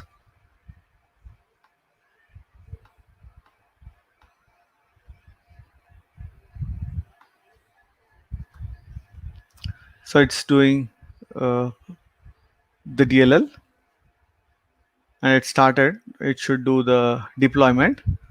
I think we have covered everything. Yeah, this is there. Let me close it and come back to the web publishing activity. So you can see that publishing has been succeeded. So this is our website where we can go that. You can click on that, and the next thing what we can do is you can come and verify that it says publishing succeeded. So if we come and check that, that's the website name which we have given. So I'll close these two windows, and the endpoint is API/books. Okay, the moment we click on that API/book, it is going ahead and reaching the database, but there are no records, so it is giving this. So this is the second piece in the puzzle. So we have cleared this, we added the key vault, and we have deployed the middle tier, and the middle tier gets the connection string from the key vault and then talks to the database. Everything is ready in this 3-tier app. 2 tiers are done. Now we are working on the third tier, front end tier. So front end tier, I'll close this one and come back to the web app, and I go to the Blazor WASM. Inside this application settings, I go and update this over here. Okay, I don't need this. I'll remove. That's it. It's done. So let's go ahead and quickly right mouse click on this and publish. And let's see that. Let's publish that. And we want to create a new one. Azure, another app service, and this time we will go and deploy to our web tier, and we clicked on that, right? So it is going and showing this web store. You can see this, there are 2 publishing profiles right now. So one is this for the web API, and one is for this web store. Just now we created this. So I'm going and clicking on that. So it's building this Blazor WASM application. You can see that.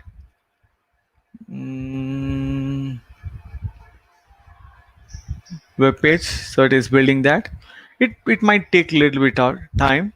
The Blazor WASM guy. It's building all those the books web.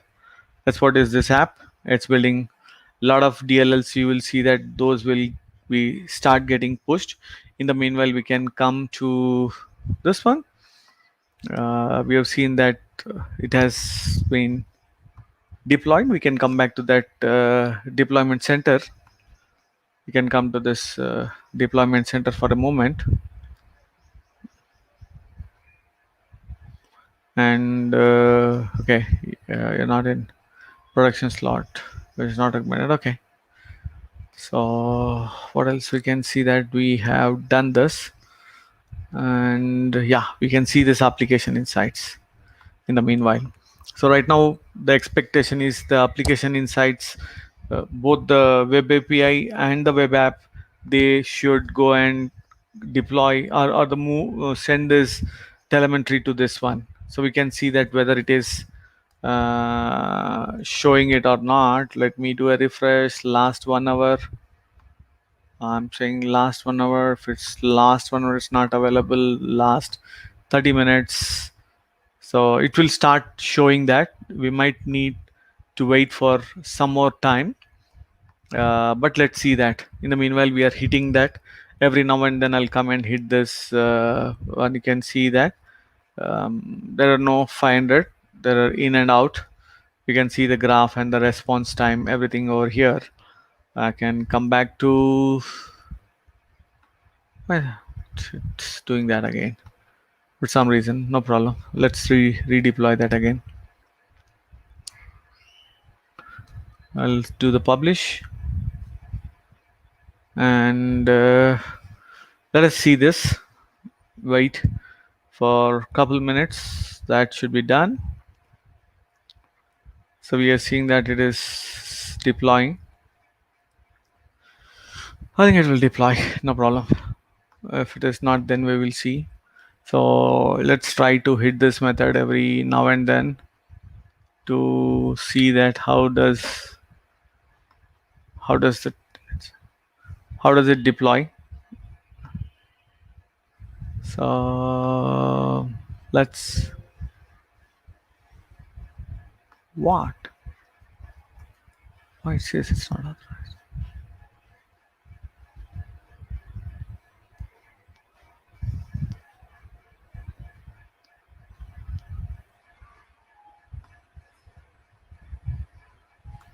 Okay, is it the other one?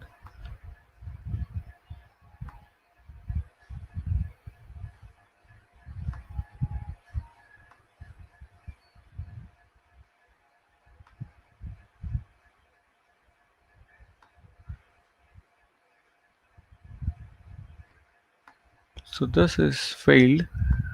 So I'll go and delete this. And I'll go ahead and delete this also just to avoid confusion. So it will have clarity. This is the one which we have at this point of time. Let's go ahead and click on edit and come back to the connection, and let's do validate this connection.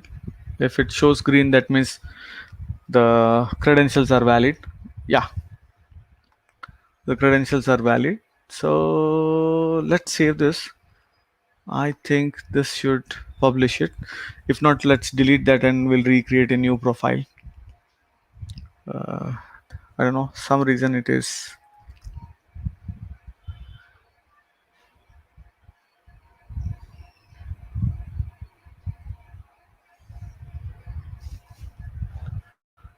build.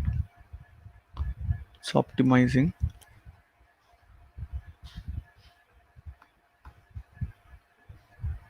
Okay, this is where we need to see. So overall status, it shows it here. So we can come and check over here. It's adding multiple files and it is pushing all those things step by step into the web app, step by step into this web app. So I think it will take some time because it has to push everything, all the DLLs and the JS files and everything. It should push it, so it will take a little bit of time. The delay is expected.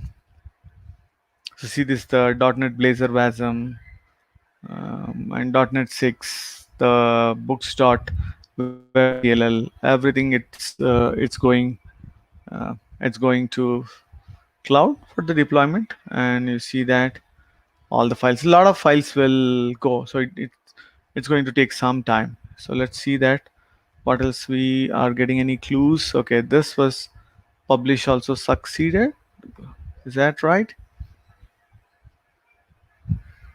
What it says, okay, publish succeeded, so that means we are through. So let's quickly check that.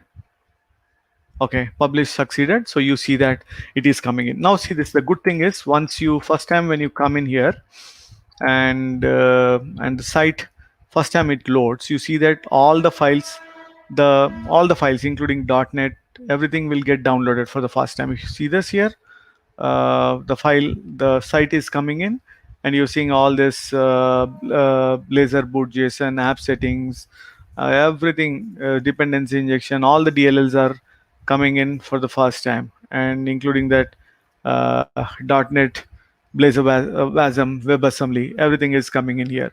So now, if I do, let me clear this off, and if I do the refresh and come back, and let's see that.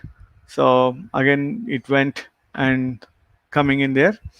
I do refresh, I come into fetch data.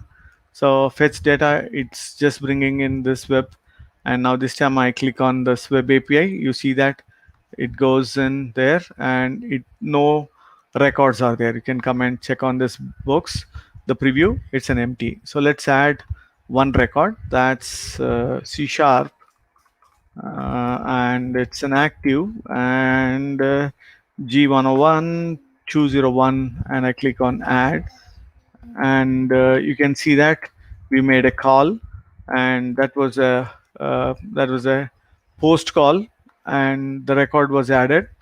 And again, this coming back to this page, it is adding a new, you can go and add a new record, Java, and Mithun Nair, and is M101 202, and add. So it's adding it here. So that's it. So from my side, so thought of to discuss on how to do the 3-tier app deployment to cloud. So we have seen bits and pieces, I mean all these sections one by one, and we have added a little bit of security also. And the entire source code I have shown you, where you can find the source code. You can go into this Vishipilor speaker series and .NET Learners House, 15th May bookstore, Blazor WASM, Dapper. Okay, and thank you so much for joining, and please register it for 17th event from B.NET. Okay, thanks, and you guys have a good weekend and stay safe. Thank you. Bye.